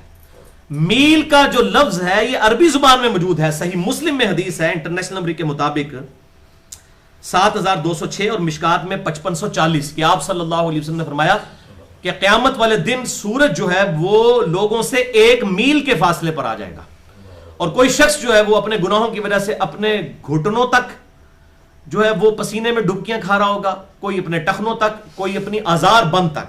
اور پھر آپ صلی اللہ علیہ وسلم نے اپنے مبارک انگلی سے اشارہ فرمایا کوئی شخص اپنے منہ تک جو ہے اپنے ہی پسینے میں ڈبکیاں کھا رہا ہوگا. وَلِعَوْذُ بِاللَّهِ تَعَالَى اللہم اجرنا من النار اللہم اجرنا من النار اللہم اجرنا من النار اللہم من احییتہ منا فاحیہ علی الاسلام ومن توفیتہ منا فتوفہ علی الایمان. تو اس میں الفاظ ہیں 1 میل کے. تو یہ عربی میں جو میل ہوتا ہے یہ 1 نوٹیکل مائل ہے. جو سمندری میل ہوتا ہے یہ 1.8 کلومیٹر کا بنتا ہے جو ہمارا میٹرک سسٹم ہے اس میں. جو فٹ پاؤنڈ سسٹم کا میل ہے وہ 1.6 کلومیٹر کا ہوتا ہے, 1.6 کلومیٹر کا. یہ جو عربی میل ہے یہ اس سے لمبا ہوتا ہے 1.8 کلومیٹر کا, جسے ہم نوٹیکل مائل بھی کہتے ہیں. سمندری جو میل ناپے جاتے ہیں وہ 1.8 کلومیٹر کا ایک میل ہوتا ہے جو یہ بحری جہازوں کا. اس لیے آپ دیکھیں نوٹیکل سپیڈ اس کی ہوتی ہے, اتنے نوٹیکل مائل کی سپیڈ ہے. تو یہ میں نے آپ کو ضمناً اس حوالے سے انٹرسٹنگ چیز بتا دی. چوتھی حدیث بھی صحیح بخاری اور مسلم کی متفق علیہ حدیث ہے. بخاری میں 509, مسلم میں 1129 اور مشکات میں 777. اور یہ بڑی سخت حدیث ہے کہ آپ صلی اللہ علیہ وسلم نے فرمایا اگر کوئی شخص اپنے سامنے سترہ رکھ کر نماز پڑھ رہا ہو, اس کے باوجود کوئی شخص وہاں سے گزرنے کی کوشش کرے سترے اور اس بندے کے درمیان سے, ظاہر ہے انہوں بندے تک اتر تو نہیں ہو سکتا جڑا حرکت کرے گا. بھئی کتنا فاصلہ ہے, 4 فٹ کا فرق ہے. تو آپ صلی اللہ علیہ وسلم نے فرمایا کہ اس کو روکو یوں ہاتھ کے اشارے سے. آپ ابھی عرب میں چلے جائیں نا, عرب کے ملکوں میں, اور بڑا اہتمام کرتے ہیں, گزرنے نہیں دیتے کسی کو. اور آگے الفاظ ہیں اگر تب بھی نہ رکے وہ, پھر اس سے لڑائی کرو, وہ شیطان ہے. میں نے صرف کہا نا بندے پتر نہیں, آپ صلی اللہ علیہ وسلم نے فرمایا شیطان ہے وہ جو شخص سترے اور اس بندے کے درمیان سے گزرا ہے. حتیٰ کہ بخاری اور مسلم میں یہاں تک احادیث آتی ہیں کہ ایک بکری تھی, وہ آپ صلی اللہ علیہ وسلم کے سامنے سے گزرنے لگی تو آپ صلی اللہ علیہ وسلم آگے بڑھے اور یوں اس کے ساتھ اشارہ فرمایا کہ بکری کو مجبور کیا کہ سترے کے پرلی طرف سے گزرے. یعنی اتنا آپ صلی اللہ علیہ وسلم اس چیز کا اہتمام فرماتے تھے. بہرحال اس میں یہ اہل حدیث کافی اہتمام کرتے ہیں, لیکن ان کو میں ایک تلقین کروں گا, جب محراب میں کھڑے ہو کر کوئی نمازی نماز پڑھا رہا ہے تو محراب کی دیوار خود سترا ہے, تو اس میں سامنے سترا رکھنے کی ضرورت نہیں ہے. اگر کوئی رکھ لیتا ہے تو ظاہر ہے وہ محبت کا مطلب انداز ہے, ہم اس کو اپریشیٹ کرتے ہیں, لیکن وہ ضروری نہیں ہے کہ وہ سامنے سترا رکھے. وہ محراب کی دیوار ہی خود کافی ہے. ظاہر ہے وہ نمازی اور محراب کی پرلی طرف سے جو بھی گزرے گا محراب کی دیوار خود بخود سترا بن جائے گی. تو اس میں کوئی زیادہ ٹینشن لینے کی اس حوالے سے جو ہے وہ ضرورت نہیں ہے. اور یہ بھی یاد رکھیں کہ آپ اگر نماز پڑھ رہے ہیں اور آپ کے بالکل پیچھے کوئی نماز پڑھ رہا ہے تو, اور آپ کسی ایسی جگہ پر ہیں, آپ کے آگے سے نمازی بھی گزر رہے ہیں, تو تھوڑی دیر آپ قربانی کریں, اس کا سترا بن کے وہاں پر بیٹھے رہیں تاکہ نمازی آگے سے گزر جائیں. اور اگر آپ کسی ایسی جگہ پہ ہیں سامنے سے نمازی نہیں گزر رہے, یعنی پہلی صف میں آپ بیٹھے ہیں اور دوسری صف میں کوئی شخص لیٹ ہے اور آپ کے پیچھے ہے, اور آپ اگر ایگزیکٹ اس کے آگے بیٹھے ہیں تو آپ دائیں یا بائیں کھسک جائیں, تو اس میں کوئی گناہ کی بات نہیں ہے. یہ نمازی کے آگے سے گزرنا شمار نہیں ہوگا. نمازی کے آگے سے گزرنا یہ ہے کہ یہ سترا پڑا ہوا ہے یا آپ سترے کے درمیان سے گزر رہے ہیں نعوذ باللہ, تو آپ یہاں سے گزر کے تو دوسری طرف سے نکل جائیں, یہ گزرنا ہے. اگر یہیں کوئی بیٹھا ہے سترے کی جگہ خود بیٹھا ہے, دائیں بائیں کھسک جائے تو اس میں وہ آگے سے گزرنا شمار نہیں ہوگا. اور عموماً میں نے دیکھا ہے کہ حرمین شریفین کے اندر لوگ اس چیز کا اہتمام نہیں کرتے. ایون میں تو بڑی کوشش کرتا ہوں, میں تو ستون کے بغیر نماز ہی نہیں پڑھتا تھا وہاں پہ حرمین شریفین کے اندر, اور پوری کوشش کرتا تھا. ایون مطاف کے اندر بھی جب طواف کے بعد 2 نفل پڑھنے ہوتے تھے, وائف میرے ساتھ تھی تو میں اس کو سامنے بٹھا لیتا تھا کہ تو سامنے بیٹھ جا. بخاری اور مسلم میں موجود ہے حدیث کہ اما عائشہ کہتی ہیں کہ حجرہ اتنا تنگ تھا, میں سامنے آپ صلی اللہ علیہ وسلم کے لیٹے ہوتی تھی اور آپ صلی اللہ علیہ وسلم نماز پڑھ رہے ہوتے تھے. جب سجدے میں جانے لگتے تھے تو آپ صلی اللہ علیہ وسلم میرے پاؤں کو ٹو دیتے تھے, میں اپنے پاؤں سمیٹ لیتی تھی, آپ سجدہ کرتے تھے. تو اس سے بات بدلی, اور عورت سامنے آ رہی ہے تو کوئی مسئلہ نہیں ہے. بعض لوگ اسے مایوس سمجھتے ہیں. اور امام بخاری نے اس حدیث کو وضو والے چیپٹر میں بھی لا کر امام شافعی کا رد کیا. ان کا موقف تھا کہ عورت کو ہاتھ لگانے سے وضو ٹوٹ جاتا ہے. تو یہ جو لوگ کہتے ہیں نا کہ جی امام شافعی کے مقلد تھے امام بخاری, تو ان کے لیے پھکی ہے کہ اگر وہ مقلد ہوتے تھے تو اڈے یار انے ہوتے, امام شافعی نال اختلاف نہ کرتے. آپ امام کا نام لیں, اس امام سے اختلاف ہم صحیح بخاری سے آپ کو دکھائیں گے. ہر امام کے ساتھ اختلاف کیا ہے دلائل کی روشنی میں. امام بخاری کسی کے مقلد نہیں تھے, وہ کتاب و سنت کے ماننے والے تھے الحمدللہ. تو یہ پھکی بھی میں نے ساتھ دے دی. تو میں اپنی بیوی کو سامنے سترا بنا کر پھر وہ میں جب پڑھ لیتا پھر میں سامنے بیٹھ جاتا. تو اس کا اہتمام کریں, اور لوگ اس طریقے سے کرتے جا رہے ہوتے ہیں اور کوئی اہتمام نہیں کرتے. اور چلے طواف میں تو کوئی معاملہ وہ کوئی شرعی عذر تلاش کرنے کی کوشش کرتے ہوں گے. عام حالت میں بھی نمازیوں کے آگے سے جتنا حرمین کے اندر یہ گناہ کبیرہ ہوتا ہے نا, میں نے اور کہیں نہیں دیکھا. اور وہ پھر مجھے بعد میں پتا چلا کہ یہ پبلک میں مشہور ہے کہ جی ایتھے لنگ سکتے ہو. او بھائی جی جڑا گناہ ایتھے گناہ ہے اوتھے اس تو بڑا گناہ ہے, وہاں تو گناہ بڑا گناہ ہے, وہاں جا کے شریعت بدل جاتی ہے. کوئی ضعیف روایت ہی دکھا دیں کہ یہاں گزر سکتے ہیں, یہ تو بہت بڑا ایشو تھا. اور آپ صلی اللہ علیہ وسلم کتنا بڑا اہتمام فرماتے تھے. تو گزرے نہ آگے سے خدا کے لیے. آپ اگر مسلمان ہیں, آپ کے اوپر شریعت لاگو ہے, آپ چاہے حرمین کے اندر ہیں چاہے کسی بھی مسجد میں, سترے کا اہتمام کریں. اور اب میں آپ کو احادیث بھی بتا دیتا ہوں اس حوالے سے. صحیح مسلم میں حدیث ہے انٹرنیشنل نمبر کے مطابق 1939, مشکات میں 1180. انس بن مالک کہتے ہیں کہ جب مغرب کی اذان ہو جاتی, کس کی؟ مغرب کی, تو صحابہ اکرام علیہم رضوان نماز کے بعد فوراً مسجدوں کے ستونوں کو تلاش کرتے اذان کے فوراً بعد, تاکہ مغرب کے فرض سے پہلے 2 رکعتیں پڑھ لیں. یعنی یہ سنت غیر موقدہ ہے, موقدہ نہیں ہے, لیکن صحابہ اہتمام کرتے. اس میں الفاظ ہیں کہ وہ مسجد کے ستونوں کو تلاش کرتے تھے, یعنی کوئی ستون ہے نا تو اس کے پیچھے تاکہ وہ سترا بن جائے. اور اس میں الفاظ ہیں کہ وہ اس کثرت کے ساتھ یہ نوافل پڑھتے کہ اگر کوئی اجنبی شخص مسجد نبوی میں آتا تو یہ سمجھتا شاید یہ سنتیں پڑھ رہے ہیں, وہ والی سنتیں جو فرض کے بعد والی 2 سنتیں ہوتی ہیں, حالانکہ وہ فرض سے پہلے والی ہوتی تھی. یعنی اس کثرت کے ساتھ پڑھا کرتے تھے. اس سے یہ بھی بات پتہ چلی کہ فرض کے بعد کی سنتیں بھی مسجد میں پڑھنا صحابہ سے ثابت ہے. البتہ گھر میں جا کر افضل ہے, لیکن مسجد میں بھی پڑھ سکتے ہیں. تو وہ ستون کا اہتمام کیا کرتے تھے. بخاری اور مسلم کی متفق علیہ حدیث ہے اسی کانٹیکسٹ میں, بخاری میں 1183, مسلم میں 1940 اور مشکات میں 1165 کہ آپ صلی اللہ علیہ وسلم نے فرمایا 2 مرتبہ کہ مغرب سے پہلے 2 رکعتیں ہیں, مغرب سے پہلے 2 رکعتیں ہیں. اور پھر آپ صلی اللہ علیہ وسلم نے فرمایا اس خدشے سے کہ لوگ اسے ضروری نہ سمجھ لیں, آپ نے فرمایا جس کی مرضی وہ پڑھ لے, جس کی مرضی وہ نہ پڑھے. یعنی یہ سنتیں تو ہیں لیکن غیر موقدہ ہیں. لیکن غیر موقدہ کا یہ مطلب نہیں ہے کہ جنہوں نے پڑھنی ہے انہوں نے بھی ٹائم نہ تسی دیو. جو کوئی پڑھنا چاہتا ہے اس کو تو ٹائم دے نا. تو ہمارے یہاں پہ حنفی نہیں دیتے, عرب کے اندر دیا جاتا ہے ٹائم. یہاں پر بھی اہل حدیث حضرات جو ہیں ان سنتوں کا ٹائم دیتے ہیں. اس کا فائدہ یہ ہوتا ہے کہ اگر مغرب میں کوئی شخص اذان سننے کے بعد مسجد تک آیا تو اس کی تکبیر اولیٰ قضا نہیں ہوتی, اس کو وہ 5-7 منٹ جو ہے وہ ایک بینیفٹ مل جاتا ہے, وضو کرنے کا ٹائم بھی مل جاتا ہے. یہ بھی فائدہ ہو جاتا ہے اس حوالے سے. تو یہ صحابہ کرام علیہم رضوان ستون کا اہتمام کیا کرتے تھے سنتیں پڑھتے ہوئے. کوشش کریں کہ مسجد میں جب سنتیں پڑھیں تو کسی کارنر پہ جا کے ایویں اوپنلی جا کے کھڑے نہ ہو جائیں. ہاں سامنے سترا رکھ لیں, کوئی کرسی رکھ لیں, کوئی اسی طریقے سے کوئی ڈیسک رکھ لیں, کوئی چیز ایسی سامنے رکھ لیں جس کو آپ سترا بنا لیں. اور سترے کی میں نے ہائٹ آپ کو بتا دی, یہ دوبارہ آپ کو دکھا دیتا ہوں تاکہ آپ کو آسانی ہو کہ یہ ایک شرعی ہاتھ کے برابر ہوگا سترا, اور کم از کم ایک انگوٹھے یا انگلی کے برابر موٹا ہوگا, یعنی 1.5 فٹ کے برابر یہ سترا ہوگا. اتنا سترا ہونا چاہیے. اور بعض مسجدوں میں بالکل ٹنڈے ٹنڈے قسم کے سترے رکھیں, وہ سترے نہیں ہیں, یہ ذہن میں رکھیں. یہ سترا جب بھی ہو اس کو ناپیں اور پوری احتیاط کے ساتھ. یہ 1.5 فٹ کے اوپر اتفاق ہے, 1.5 فٹ کا ہی سترا ہونا چاہیے. اس سے کم کا ہوگا وہ سترے کا کام نہیں کرے گا. اور اسی طریقے سے اگر سامنے اتنا موٹا شیشہ ہے, شیشہ بعض اوقات موٹے شیشے بھی لگے ہوتے ہیں, شیشے کے دروازے ہوتے ہیں, اگر اس کی موٹائی جو ہے وہ 1 اس کے برابر, جس طرح آج کل جو ہے وہ ½ انچ موٹے شیشے لگے ہوئے ہیں مسجدوں کے اندر, اور اس کے آگے سے کوئی گزرتا ہے یعنی اس کی پرلی طرف سے, تو اب یہ نہیں ہوگا کہ شیشے کی پرلی طرف سے چونکہ نظر آ رہا ہے تو سترا نہیں ہے, سترا ہے, وہ سترا ہی شمار ہوگا. اور اس سترے کا زمین میں گڑا ہونا بھی ضروری نہیں ہے, یہ بھی ذرا ذہن میں رکھیے گا. کہ زمین کے اندر گاڑنا ضروری نہیں ہے، کیونکہ آپ صلی اللہ علیہ وسلم جو اونٹ کا پالان سامنے رکھتے تھے وہ زمین میں تو نہیں گاڑتے تھے، سامنے رکھا ہوتا تھا. اس طریقے سے آپ کرسی سامنے رکھ لیں یا کوئی بھی چیز ایسے سامنے رکھ لیں تو اس کے پھر پرلی طرف سے لوگ گزر سکتے ہیں، ان کو اس حوالے سے اجازت ہوگی. البتہ یہاں پر ایک تلخ بات بھی ہے، کچھ پاکستان میں اور کچھ انگلینڈ کے اندر کچھ خاص سخت قسم کے جو سلفی ٹائپ اہل حدیث ہیں. اب یہ بھی دو اہل حدیث میں بھی دو پارٹیاں بن گئی ہیں نا، آپ کو نہیں اندازہ یہ کتنا خطرناک معاملہ ہو گیا. یہی ہوتا ہے کہ جب آپ ایک نام رکھتے ہیں نا تو پھر معاملہ تو ہو جاتا ہے نا. اب انگلینڈ کے اندر یہ ایک دوسرے کو اہل بدعت کہتے ہیں، ایک اہل حدیث ہیں اور ایک ہے سلفی. اہل حدیث وہ ہیں جو انڈیا پاکستان کے مولویوں کے بتائے ہوئے مسئلوں پہ چلتے ہیں، اور سلفی وہ ہیں جو سعودی عرب کے مولویوں کے مقلد ہیں. ان کو میں مقلد بول رہا ہوں، اہل حدیث ٹھیک ہے کیونکہ وہ مقلد نہیں ہے.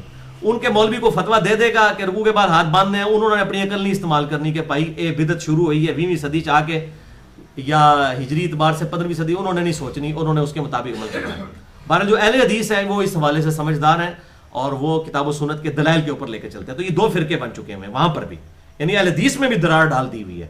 تو یہی ہوتا ہے، اسی لیے ہم کہتے ہیں کہ آپ ان ساری چیزوں سے باہر نکل کے اپنے آپ کو مسلمان مسلم کہیں، مسجد میں یہ تفریق نہ کریں. تو بہرحال وہ جو سلفی ہیں نا، اور میں ان کو تو ویسے سیلفی کہتا ہوں، یہ سیلف سٹارٹ ہے، انہوں نے اپنی مرضی سے دین کو بنایا ہوا ہے. یہ سلفی نہیں ہے، سیلفی ہیں. تو یہ جو سیلفی ٹائپ کے سلفی ہیں، اہل حدیث کی میں بات نہیں کر رہا، اہل حدیث کا ہی ایک ٹوٹا ہوا ٹکڑا، انہوں نے کہا جی یہ سترہ واجب ہے، اس کے بغیر نماز ہو ہی نہیں سکتی. تو ان کے لیے میں اب حقیقی کے طور پہ ایک حدیث بتانے لگا ہوں. اور شیخ زبیر الزئی رحمہ اللہ المتوفی 1435 ہجری، انہوں نے بھی اپنے توضیح الاحکام میں جلد 1 صفحہ 276 پہ یہ لکھ دی. شکر ہے، بڑی نیکی کی انہوں نے. اور بیسیکلی انہوں نے انہی سیلفیز کا، اچھا ایک سیلفی وہ بھی ہے جو ٹیلی فون والی بھی سیلفی، تو وہ ان کا رد کرتے ہوئے یہ حدیث نقل کی. صحیح ابن خزیمہ میں ہے 838 نمبر انٹرنیشنل نمبر کے مطابق. یہ امام ابن خزیمہ المتوفی 359 ہجری، یہ امام بخاری کے سب سے لائق ترین شاگرد ہیں. امام بخاری کے سب سے لائق ترین شاگرد ہیں امام ابن خزیمہ. تو یہ امام ابن خزیمہ جو ہیں، ان سے جو ہے وہ حدیث نقل کی ہے شیخ زبیر صاحب نے. صحیح ابن خزیمہ میں 838 نمبر یہ حدیث ہے کہ عبداللہ ابن عباس رضی اللہ تعالیٰ عنہ کہتے ہیں کہ میں اور میرا بھائی فضل، بڑی چھوٹے سی عمر کے تھے یہ لوگ، آپ صلی اللہ علیہ وسلم کی وفات کے وقت بھی 12-13 سال ان کی عمر تھی، یعنی ابھی بالغ نہیں ہوئے تھے. تو صحابہ کرام کو آپ صلی اللہ علیہ وسلم نماز پڑھا رہے تھے، تو یہ وہاں پر گراؤنڈ میں کھیل رہے تھے میدان عرفات کے اندر. تو کہتے کہ میں نے آپ صلی اللہ علیہ وسلم کو دیکھا کہ آپ نے صحابہ کرام کو فرض نماز جماعت سے پڑھائی میدان عرفات میں، اور آپ صلی اللہ علیہ وسلم نے اپنے سامنے کوئی چیز بھی سترے کے طور پر نہیں رکھی ہوئی تھی، اور ہم سامنے سے گزر رہے تھے.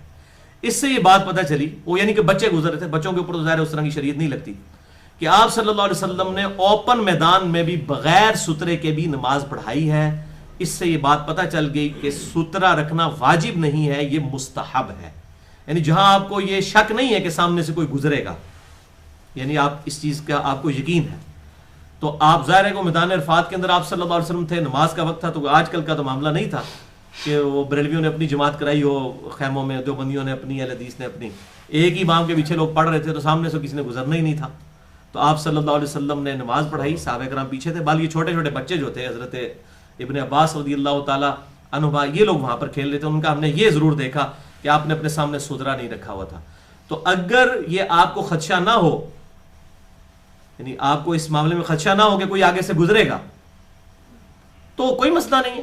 اگر کوئی نہیں گزرنے والا تو آپ اوپنلی بھی ایسی جگہ پہ نماز پڑھ سکتے ہیں. سترہ رکھنا واجب نہیں ہے. شکر ہے یہ حدیث موجود ہے تاکہ وہ سیلفیز کا بھی اس حوالے سے رد ہو جائے. تیسرا سوال آج کا، کیا غسل جنابت کو مؤخر کیا جا سکتا ہے، ڈیلے کیا جا سکتا ہے، یا فوراً ہی غسل کرنا واجب ہے؟ اس میں بھی پبلک میں مشہور ہے، اور وہ ایک حدیث کی وجہ سے مسکنسیپشن آ گئی. وہ حدیث کو شیخ البانی تو ضعیف کہتے ہیں، شیخ زبیر صاحب اسے حسن درجے کی کہتے ہیں. بہرحال میں نے اس کو جب دقت نظر سے دیکھا تو یہ مجھے بھی بالکل جعلی روایت یہ لگتی ہے. یہ کوئی گھسیٹ گھساٹ کی کوئی حسن درجے تک پہنچی ہوئی ہے. شیخ زبیر صاحب نے اسے صحیح نہیں، حسن درجے کی کہا ہے، اور میں درایتن بھی اسے ثابت کروں گا کہ یہ روایت بخاری اور مسلم کے ہی خلاف ہے. بہرحال میں روایت بیان کر دیتا ہوں. سنن ابی داؤد میں 227 نمبر، سنن نسائی میں 262 اور مشکات میں 463 نمبر، کہ آپ صلی اللہ علیہ وسلم نے فرمایا، سیدنا علی راوی ہیں اس کے، کہ جس گھر میں کتا، تصویر یا جنبی شخص، ان تینوں میں سے کوئی ہو، تو رحمت کے فرشتے اس گھر میں داخل نہیں ہوتے. 3 چیزیں فرمائی. کتا نمبر 1، نمبر 2 تصویر، اور نمبر 3 جنبی شخص. اب تصویر یا مورت اس طرح کی جو عبادت کے طور پہ یا رسپیکٹ کے طور پہ سامنے لٹکی ہوئی ہوگی، البم میں ہوگی، اس کا معاملہ الگ ہے. وہ میں نے مسئلہ نمبر 110A میں ایک سوال میں یہ بتا دی بات. ڈومیننٹلی کتا بھی آپ رکھ سکتے ہیں گھر کی باؤنڈری کے باہر. جس طرح پرانے زمانے میں، آج کل بھی گاؤں میں حویلیاں ہوا کرتی ہیں، تو وہ ایک گھر کا دروازہ ہوتا ہے اور باہر ایک حویلی کا دروازہ ہوتا ہے، تو حفاظت کے لیے کتا یا شکار کے لیے رکھنا یہ ثابت ہے. یہ بخاری مسلم میں حدیث موجود ہے. شوقیہ رکھنے کی اسلام میں اجازت نہیں ہے کتے کو. لیکن بخاری میں الفاظ کیا ہیں؟ صحیح بخاری میں انٹرنیشنل نمبر کے مطابق 5949 اور مسلم میں بھی 5514، مشکات میں 4499، 4489. اس میں 2 چیزوں کے الفاظ موجود ہیں کہ آپ صلی اللہ علیہ وسلم نے فرمایا جس گھر میں کتا اور تصویر یا کوئی مورت وغیرہ ہو وہاں پر رحمت کے فرشتے داخل نہیں ہوتے. جنبی شخص کا ذکر وہاں پر نہیں ہے. تو یہ حدیث بخاری اور مسلم کے بھی خلاف ہے، اور یہ روایت بھی صحیح درجے کی نہیں، حسن درجے کی. وہ بھی شیخ زبیر صاحب کہتے ہیں، شیخ البانی سے منکر کہتے ہیں، کیونکہ یہ اپنے سے زیادہ ثقہ راویوں کی اس میں مخالفت ہے بخاری مسلم کے اعتبار سے. اب میں 5 احادیث اس کانٹیکسٹ میں بیان کروں گا جو یہ بات بالکل شیخ البانی کے موقف کو سپورٹ کریں گی کہ یہ روایت بالکل جعلی ہے کیونکہ بخاری اور مسلم کے خلاف ہے. وہ 5 حدیثیں سن لیں. پہلی حدیث بخاری میں 288، مسلم میں 700 اور مشکات میں 453. اما عائشہ رضی اللہ تعالیٰ عنہ کا بیان ہے کہ جب آپ صلی اللہ علیہ وسلم جنبی ہوا کرتے اور آپ صلی اللہ علیہ وسلم ارادہ فرماتے کھانا کھانے کا یا سونے کا بغیر غسل کیے، تو آپ صلی اللہ علیہ وسلم وضو فرما لیا کرتے تھے. یعنی آپ کھانا کھانے سے پہلے وضو کر لیتے، یا اگر آپ کا جنبی حالت میں ہی سونا ہوتا تو آپ صلی اللہ علیہ وسلم وضو فرما کے سو جایا کرتے. دوسری حدیث بخاری اور مسلم کی متفق علیہ حدیث، بخاری میں 285، مسلم میں 824، مشکات میں 451. سیدنا ابو ہریرہ رضی اللہ تعالیٰ عنہ کہتے ہیں کہ ایک دفعہ میں آپ صلی اللہ علیہ وسلم کے ساتھ بازار میں سفر کر رہا تھا. میں گھر سے نکلا اور بازار میں سے گزر رہا تھا تو آپ صلی اللہ علیہ وسلم نے میرا ہاتھ پکڑا اور پیار محبت کے ساتھ ہاتھ میں ہاتھ ڈال کے چلنا شروع کر دیا. یہ مشکات میں بھی 451 نمبر موجود ہے بخاری اور مسلم کی حدیث. تو آپ کہتے ہیں میں جنوبی تھا، مجھ پر غسل فرض تھا نائٹ فال یا احتلام کی وجہ سے. تو ایک جگہ جا کر ہم بیٹھ گئے تو آپ صلی اللہ علیہ وسلم مجھ سے باتیں فرمانے لگے، تو میں چپکے سے پیچھے سے کھسک گیا اور جا کے غسل کیا اور واپس آیا. تو آپ صلی اللہ علیہ وسلم نے فرمایا ابو ہریرہ تو کدھر غائب ہو گیا تھا؟ تو کہا یا رسول اللہ میں ناپاک تھا اس لیے میں پھر غسل کرنے کے لیے چلا گیا. تو آپ صلی اللہ علیہ وسلم نے فرمایا سبحان اللہ، اللہ پاک ہے. ان المؤمن لا ينجس، بے شک مومن تو کبھی ناپاک ہوتے ہی نہیں ہے. یعنی یہ جو غسل کا فرض ہونا یہ کوئی ناپاکی تو نہیں ہے، یہ ایک حکمی نجاست ہے. یعنی اگر کوئی بغیر وضو کے بیٹھا ہوا ہے وہ بھی کوئی ناپاک تو نہیں ہے. ہاں نماز کے لیے اس کا پروٹوکول ہے کہ وضو کر لے. اسی طریقے سے اگر بے غسلہ شخص بھی ہے وہ ناپاک تو نہیں ہے، حکمی اعتبار سے ہے کہ وہ نماز نہیں پڑھ سکتا، اس اعتبار سے وہ ناپاک ہے. ادروائز تو ناپاک مومن کبھی ناپاک ہی نہیں ہوتا. حتیٰ کہ بخاری اور مسلم میں ایک اور حدیث ہے، بخاری میں 290، مسلم میں 704 اور مشکات میں 452. اما عائشہ کہتی ہیں کہ آپ صلی اللہ علیہ وسلم نے مسجد نبوی کے حجرے کی اس کھڑکی میں سے مجھے کہا کہ میری چٹائی مجھے پکڑا دو. تو میں نے کہا کہ اللہ کے رسول میں تو ناپاک ہوں، میں حالت حیض میں ہوں. تو آپ نے فرمایا عائشہ حیض کوئی تیری ہاتھوں میں گھس گیا، پکڑا مجھے چٹائی. تو یعنی عورت جو کہ حالت حیض میں بھی ہے اس کو بھی آپ کہہ رہے ہیں ناپاک نہیں ہے. تو یہ حکمی نجاست ہے، ایک ہوتی ہے حقیقی نجاست اور ایک ہوتی ہے حکمی نجاست. تو بال مسئلہ نمبر میرا 42، اس پہ ڈیٹیل 2 گھنٹے کا ریکارڈ ہے وضو غسل استنجا کے اوپر. جسے شوق ہو تو وہ دیکھ لے، اس کو یہ بات سمجھ آئے گی. یہ اس طریقے سے مسئلے نہیں ہیں جس طرح لوگ سمجھتے ہیں. تیسری حدیث صحیح مسلم میں 707، مشکات میں 454 نمبر، کہ آپ صلی اللہ علیہ وسلم نے فرمایا کہ اگر کوئی شخص اپنی بیوی کے ساتھ ازدواجی تعلق قائم کرے اور پھر دوبارہ قائم کرنا چاہے تو اسے چاہیے کہ پہلے ایک دفعہ وضو کر لے، یعنی غسل دوبارہ کرنے کی ضرورت نہیں ہے. اس سے بھی یہ بات ظاہر ہوئی کہ غسل فوراً کرنے کی ضرورت نہیں ہے. چوتھی حدیث صحیح مسلم میں 708 اور مشکات میں 455، انس بن مالک کہتے ہیں کہ آپ صلی اللہ علیہ وسلم ایک ہی غسل کے ساتھ اپنی ساری بیویوں کے ساتھ ازدواجی تعلق فرما لیا کرتے تھے ایک رات کے اندر. غسل ایک دفعہ ہی کرتے تھے. یہ نہیں ہے کہ جتنی دفعہ غسل فرض ہے تو آپ نے اتنی دفعہ کرنا ہے. اس طریقے سے یاد رکھیں اگر جمعے کا دن آیا اور اس دن عید کا دن بھی ہے، جمعے کا دن بھی ہے اور کسی پر غسل فرض بھی ہے تو تینوں غسل جو ہے وہ ایک ہی غسل سے ان کو تینوں کا ثواب بھی مل جائے گا. 3 دفعہ غسل کرنا ضروری نہیں ہوگا. اور یہ 5ویں حدیث میری فیوریٹ حدیث ہے. الحمدللہ یہ دین کی آسانی کے اوپر ایک بہترین حدیث ہے. سنن نبی داؤد میں 226، سنن نسائی میں 223 اور 224، سنن ابن ماجہ میں 1354، مشکات میں 1263۔ سیدنا غدیف بن حارث کہتے ہیں کہ میں ایک دفعہ اما عائشہ رضی اللہ تعالیٰ عنہ کی خدمت میں حاضر ہوا اور میں نے عرض کی کہ اما جان یہ بتائیے کہ آپ صلی اللہ علیہ وسلم غسل جنابت جو ہے وہ رات کے شروع کے حصے میں کرتے تھے یا آخری پہر اٹھ کر کیا کرتے تھے جب آپ تہجد کے لیے اٹھتے تھے؟ تو اما عائشہ نے کہا کہ اللہ کے نبی صلی اللہ علیہ وسلم کبھی کبھار تو رات کے اول حصے میں ہی غسل فرما لیا کرتے تھے جب جنبی ہوتے تھے، اور کبھی آپ صلی اللہ علیہ وسلم غسل کو مؤخر کر دیتے تھے رات کے آخری پہر تک، اس وقت اٹھ کر غسل فرمایا کرتے تھے۔ تو سیدنا غدیف نے وہی نعرہ بلند کیا، اللہ اکبر الحمدللہ، اللہ بڑا ہے، تمام تعریف اس کے لیے ہے، تمام بڑائیاں اس کے لیے ہیں جس نے دین میں اتنی وسعت رکھ دی ہے۔ کتنی وسعت ہے، الحمدللہ۔ اچھا دوسرا پھر انہوں نے پوچھا بتائیے اماں کہ آپ صلی اللہ علیہ وسلم وتر کی نماز عشاء کی نماز کے ساتھ ہی پڑھ لیتے تھے یا آخری پہر میں اٹھ کے پڑھا کرتے تھے؟ انہوں نے کہا بیٹا کبھی ساتھ ہی پڑھ لیا کرتے تھے اور کبھی آخری پہر اٹھ کر پڑھا کرتے تھے۔ پھر انہوں نے کہا اللہ اکبر الحمدللہ، تمام تعریفیں اس اللہ کے لیے ہیں کہ جس نے دین میں اتنی آسانیاں رکھ دی، الحمدللہ۔ پھر اس نے پوچھا اماں یہ بتائیے کہ آپ صلی اللہ علیہ وسلم جو رات کی نفلی نماز تھی، تہجد کی یا قیام اللیل کی یا نماز وتر، اس میں آپ اونچی آواز کے ساتھ قرات کیا کرتے تھے یا آہستہ آواز کے ساتھ؟ تو آپ نے فرمایا بیٹا کبھی اونچی آواز سے بھی کر لیتے تھے اور کبھی آہستہ آواز کے ساتھ۔ پھر انہوں نے کہا اللہ اکبر الحمدللہ، تمام بڑائیاں اللہ کے لیے ہیں، تمام تعریفیں اللہ کے لیے ہیں جس نے دین میں اتنی وسعت رکھی ہے۔ اس لیے میں کہتا ہوں یہ بہترین حدیث ہے دین میں آسانی کے اعتبار سے۔ باقی جسے شوق ہو تو نماز وتر پر میرا مسئلہ نمبر 130 ہے، قیام اللیل اور تراویح پر مسئلہ نمبر میرا 20 ہے، اور وضو غسل استنجا اور تیمم کے اوپر مسئلہ نمبر 42 ریکارڈڈ موجود ہے، جسے شوق ہو تو دیکھ سکتا ہے۔ آج کا سیکنڈ لاسٹ سوال، سوال نمبر 4، یہ بہت کریٹیکل سوال ہے۔ کیا قبلے کی سمت میں پاؤں کرنا گناہ ہے؟ اور قبلہ رخ تھوکنے اور پیشاب کرنے کا صحیح مسئلہ کیا ہے؟ یہ بھائیوں سمجھنے والی چیز ہے۔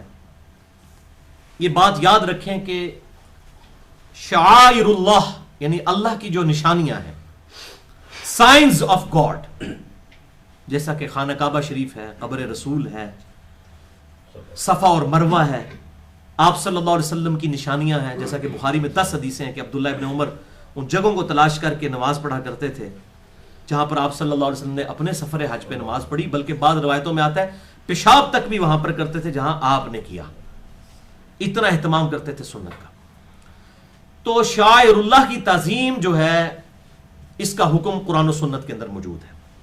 سورۃ البقرہ کی آیت نمبر 158 مشہور آیت ہے، اعوذ باللہ من الشیطان الرجیم، ان الصفا والمروہ من شعائر اللہ، بے شک صفا اور مروہ اللہ کی نشانیوں میں سے۔ اب یہ ڈیٹیل ہمیں احادیث میں نہیں ملتی، لیکن ہمیں تورات میں پیدائش جو پہلے والا چیپٹر ہے کریشن، اس میں ملتا ہے کہ اسی مقام پر حضرت ہاجر نے، حضرت اسماعیل کی والدہ، یہ ہاجرہ لفظ غلط ہے، ہاجر لفظ ہے، تو سیدہ ہاجر نے جو ابراہیم علیہ السلام کی بیوی اور حضرت اسماعیل کی والدہ تھی، وہاں پر چکر لگائے تھے پانی کی تلاش میں، تو ان کو بھی اللہ نے اپنی نشانیاں قرار دیا، صفا اور مروہ کو۔ سورۃ الحج کی آیت نمبر 36 میں اللہ تعالیٰ نے قربانی کے لیے جو ہدی کے جانور ہیں جو حاجی ساتھ لے جاتا ہے، خصوصاً یہ جو حج تمتع اور حج قران کرنے والے لوگ ہیں، اور قران والے تو ظاہر ہے پھر احرام بھی نہیں کھول سکتے جب تک کہ وہ اس ہدی کو قربان نہیں کر دیں گے، ان ہدی کے اونٹوں کو بھی آپ نے کہا یہ بھی شاعر اللہ ہے، اونٹ، ان کو شاعر اللہ کہا۔ تو یہ خانہ کعبہ بھی شاعر اللہ، قبر رسول صلی اللہ علیہ وسلم بھی شاعر اللہ، غار حرا بھی شاعر اللہ، ان کی تعظیم اپنی جگہ ہے الحمدللہ۔ اور میں نے جو لیکچر دیا ہے قبر رسول کے اوپر صلی اللہ علیہ وسلم 3 گھنٹے کا، مثلا نمبر 54C اور 54D، اس میں نے ڈیٹیل کے ساتھ امام علی السبکی صوفی اور امام ابن تیمیہ ان دونوں کا رد کیا ہے کہ یہ دونوں ایکسٹریمز کے اوپر ہیں، شاعر اللہ کی تعظیم کے حوالے سے اور قبر رسول کی حاضری کے حوالے سے صلی اللہ علیہ وسلم۔ سورۃ الحج کی آیت نمبر 32 میں آیا وَمَن يُعَظِّمْ شَعَائِرَ اللَّهِ، جو کوئی تعظیم کرتا ہے اللہ کے شاعر کی، فَإِنَّهَا مِن تَقْوَى الْقُلُوبِ، تو بے شک یہ دلوں کے تقوی میں سے ہے، یعنی پرہیزگار شخص کی یہ نشانی ہے کہ وہ اللہ کے شاعر کی تعظیم کرے۔ تعظیم کا یہ مطلب نہیں ہے کہ جا کے قبر رسول پہ سجدے شروع کر دے، یہ نہیں، تعظیم اسی طریقے سے ہوگی جیسا کہ سکھائی گئی ہے، صلاۃ و سلام عرض کرے، جا کر درود شریف پڑھے، اسی طریقے سے خانہ کعبے کو جا کر چومنا، اس کی دیواروں کو چومنا، غلاف کعبہ سے لپٹنا، یہ تعظیم نہیں ہے. تعظیم یہی ہے کہ آپ نے صرف حجر اسود کو جا کے چومنا ہے، باقی آپ اپنے معاملات وہی کریں جو سنت کے مطابق ہے. تو تعظیم کا کرائٹیریا بھی اللہ کے محبوب صلی اللہ علیہ وسلم سکھا چکے ہیں. اسی حوالے سے ایک حدیث ہے صحیح بخاری اور مسلم کی متفق علیہ حدیث، بخاری میں 394، مسلم میں 609، مشکات میں 734، کہ آپ صلی اللہ علیہ وسلم نے فرمایا جب تم قضائے حاجت کے لیے جاؤ، یعنی پیشاب اور پخانے کے لیے، تو نہ تو قبلہ کی طرف رخ کر کے بیٹھو اور نہ قبلہ کی طرف پیٹ کر کے بیٹھو. یعنی پیٹ کرنا بھی منع، رخ کرنا بھی منع. یعنی اگر قبلہ اس طرف ہے تو آپ کی ٹوائلٹ کی سیٹ اس طرح 90 ڈگری پہ ہونی چاہیے، نہ قبلے کی طرف پیٹ ہو نہ رخ. اور میں نے کئی مسجدیں دیکھی ہیں ان کے بھی ٹوائلٹ قبلہ رخ بنے ہوئے ہوتے ہیں، اور بعض جو زیادہ سمجھدار ہیں انہوں نے صرف وہ پیٹ قبلے کی طرف کی ہوتی ہے، وہ کہتے ہیں کہ پیٹ ہو رہی ہے، منہ تو نہیں ہو رہا. دونوں چیزیں منع ہیں. اور بخاری اور مسلم کی اس حدیث میں آگے الفاظ ہے کہ سعد ابن ابی وقاص کہتے ہیں کہ جب شام فتح ہوا، تو شام فتح کب ہوا ہے؟ حضرت عمر کے دور میں. یعنی یہ حدیث ڈیسائسو ہوگی، یہ یاد رکھنا ہے. یہ حدیث آپ صلی اللہ علیہ وسلم کی وفات کے بعد وہ بیان کر رہے ہیں. کہتے ہیں ہم شام گئے تو شام میں ٹوائلٹس جو تھے وہ قبلہ رخ بنے ہوئے تھے، تو اب ہمیں مجبوراً پبلک ٹوائلٹس کے اندر بیٹھنا پڑتا تھا. یعنی ان کی وہ جو سیٹیں یا وہ جو پرانے زمانے میں ٹوائلٹس بنا ہوا کرتے تھے وہ زمین کی پانی کی گہرائی تک ہوتے تھے اور اسی میں وہ نیچے چیزیں جذب ہو جاتی تھیں. ابھی بھی ہمارے گاؤں ایریا میں اس طرح کے ٹوائلٹس استعمال ہوتے ہیں، وہ ڈیزالو ہوتی رہتی ہے. تو وہ قبلہ رخ بنے ہوئے تھے پبلک ٹوائلٹس. تو ظاہر اوپن جگہ پہ تو نہیں بنے ہوئے ہوں گے، ارد گرد دیواریں بھی ہوں گی. تو ہم اس پر بیٹھا کرتے تھے، تو ہم اپنے آپ کو ٹیڑھا کر کے بیٹھتے تھے اور ساتھ ہی ساتھ ہم اللہ تعالیٰ سے بعد میں استغفار بھی کرتے تھے کہ انہوں سے پھنس گئے تھے.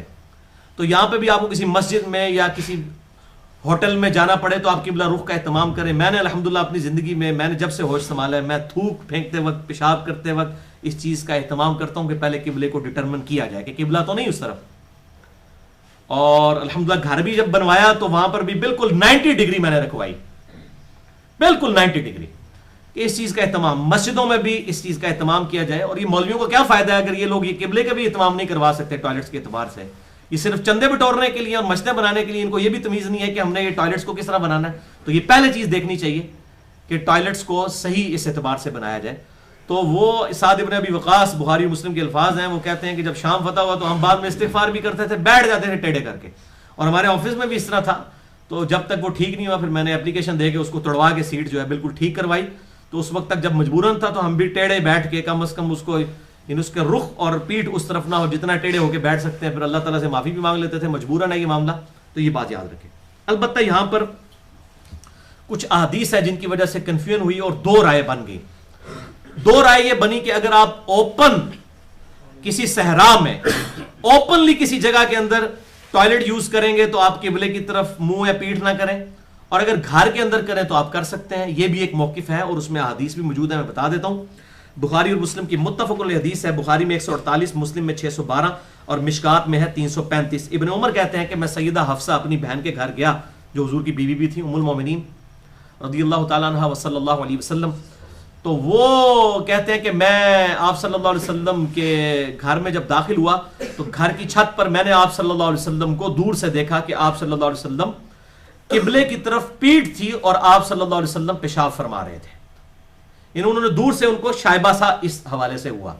اور وہ بعد میں بھی محدثین نے پھر اس پہ یہ بات لکھی ہے کہ وہ چونکہ اینٹیں بھی اسی سٹائل میں رکھی ہوتی تھیں ٹوائلٹ کو یوز کرنے کے لیے، اس زمانے میں سیٹیں نہیں ہوا کرتی تھی، تو اس سے ابن عمر نے یہ اندازہ لگایا کہ آپ صلی اللہ علیہ وسلم بیٹھے ہوئے، انہوں نے دیکھا، بعد میں انہوں نے اینٹیں آبزرو کی ہوں گی تو اس سے انہوں نے اندازہ لگا لیا.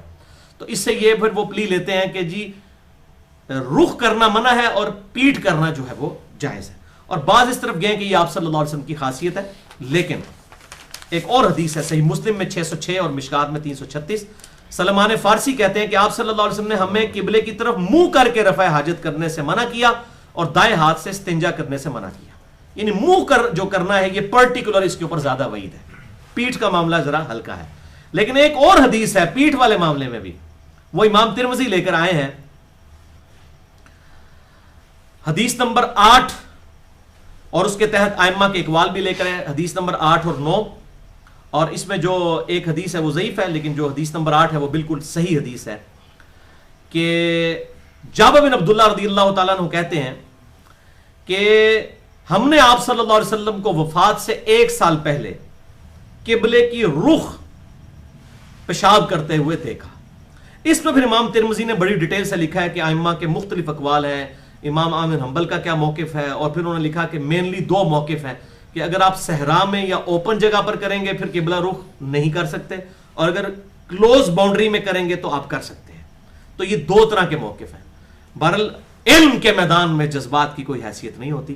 مجھے دونوں ائمہ سے اختلاف ہے, کیونکہ جو پہلی میں نے حدیث بیان کی ہے بخاری اور مسلم کی متفق علیہ حدیث, بخاری میں 148, مسلم میں 612 اور مشکات میں 335, اس میں تو بالکل واضح سعد ابن ابی وقاص یہ حدیث بیان کر رہے ہیں, اور حدیث کے فہم کو وہ سب سے بہتر جانتے ہیں.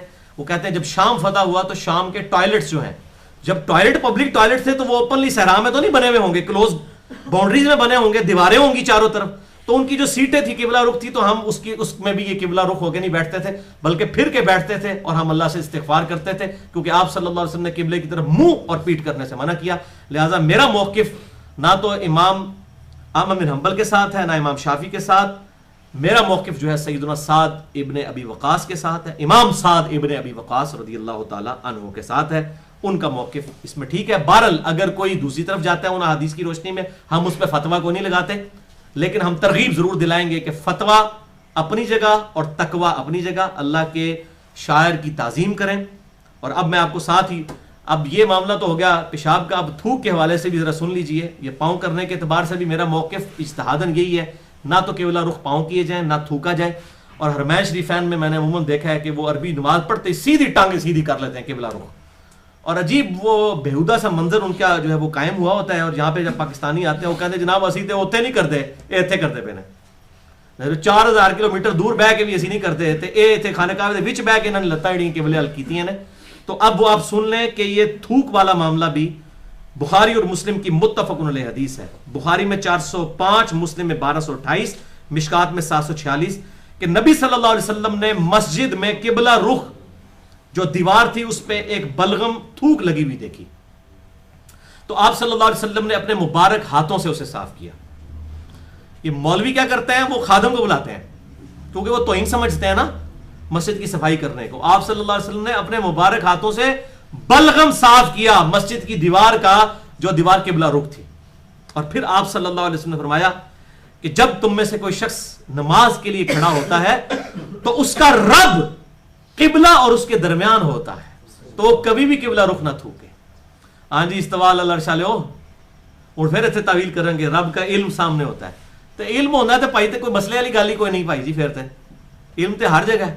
ہم تعویل نہیں کرتے, ہم اللہ ہی کو سپرد کرتے ہیں کہ ہاں ہمارا رب قبلے اور ہمارے درمیان ہوتا ہے جیسا کہ اس کی شان کے لائق ہے, اور وہ استوا علی العرش ہے جیسا کہ اس کی شان کے لائق ہے. اور یہ میرا کلپ ریکارڈ ہو چکا ہے الحمدللہ. اس کے بعد تو ایک طوفان مچ گیا, اور وہ کہہ رہے ہیں جی آپ نے امام ابن تیمیہ کو, بھائی امام ابن تیمیہ کی پھکی اس لیے دی ہے کہ یہ توصیف راشدی اور باقی مولویوں نے ڈاکٹر اسرار صاحب کو کفر اور شرک کے فتوے لگائے ہوئے ہیں. اب میں کہتا ہوں جناب اب آپ اسی طریقے سے فتویٰ ابن تیمیہ میں بھی کفر کا لگائیں جو میں نے اس کے عقیدے بتائے ہیں, جو صراحتاً کفری عقیدہ. اور شیخ البانی نے سلسلہ احادیث صحیحہ کی 133 نمبر حدیث میں یہ ڈکلیئر کیا ہے کہ اس سے بچنا واجب ہے, لوگوں کو بچانا واجب ہے. تو یہ میں نے بہت بڑا ایک الحمدللہ پچھلے لیکچر میں مسئلہ نمبر 110C کے اندر سوال و جواب میں دیا. اب یہاں پر دیکھ لیں, تمہارا رب حائل ہوتا ہے قبلے اور تمہارے درمیان, لہذا قبلہ رخ کوئی تھوکے نہ.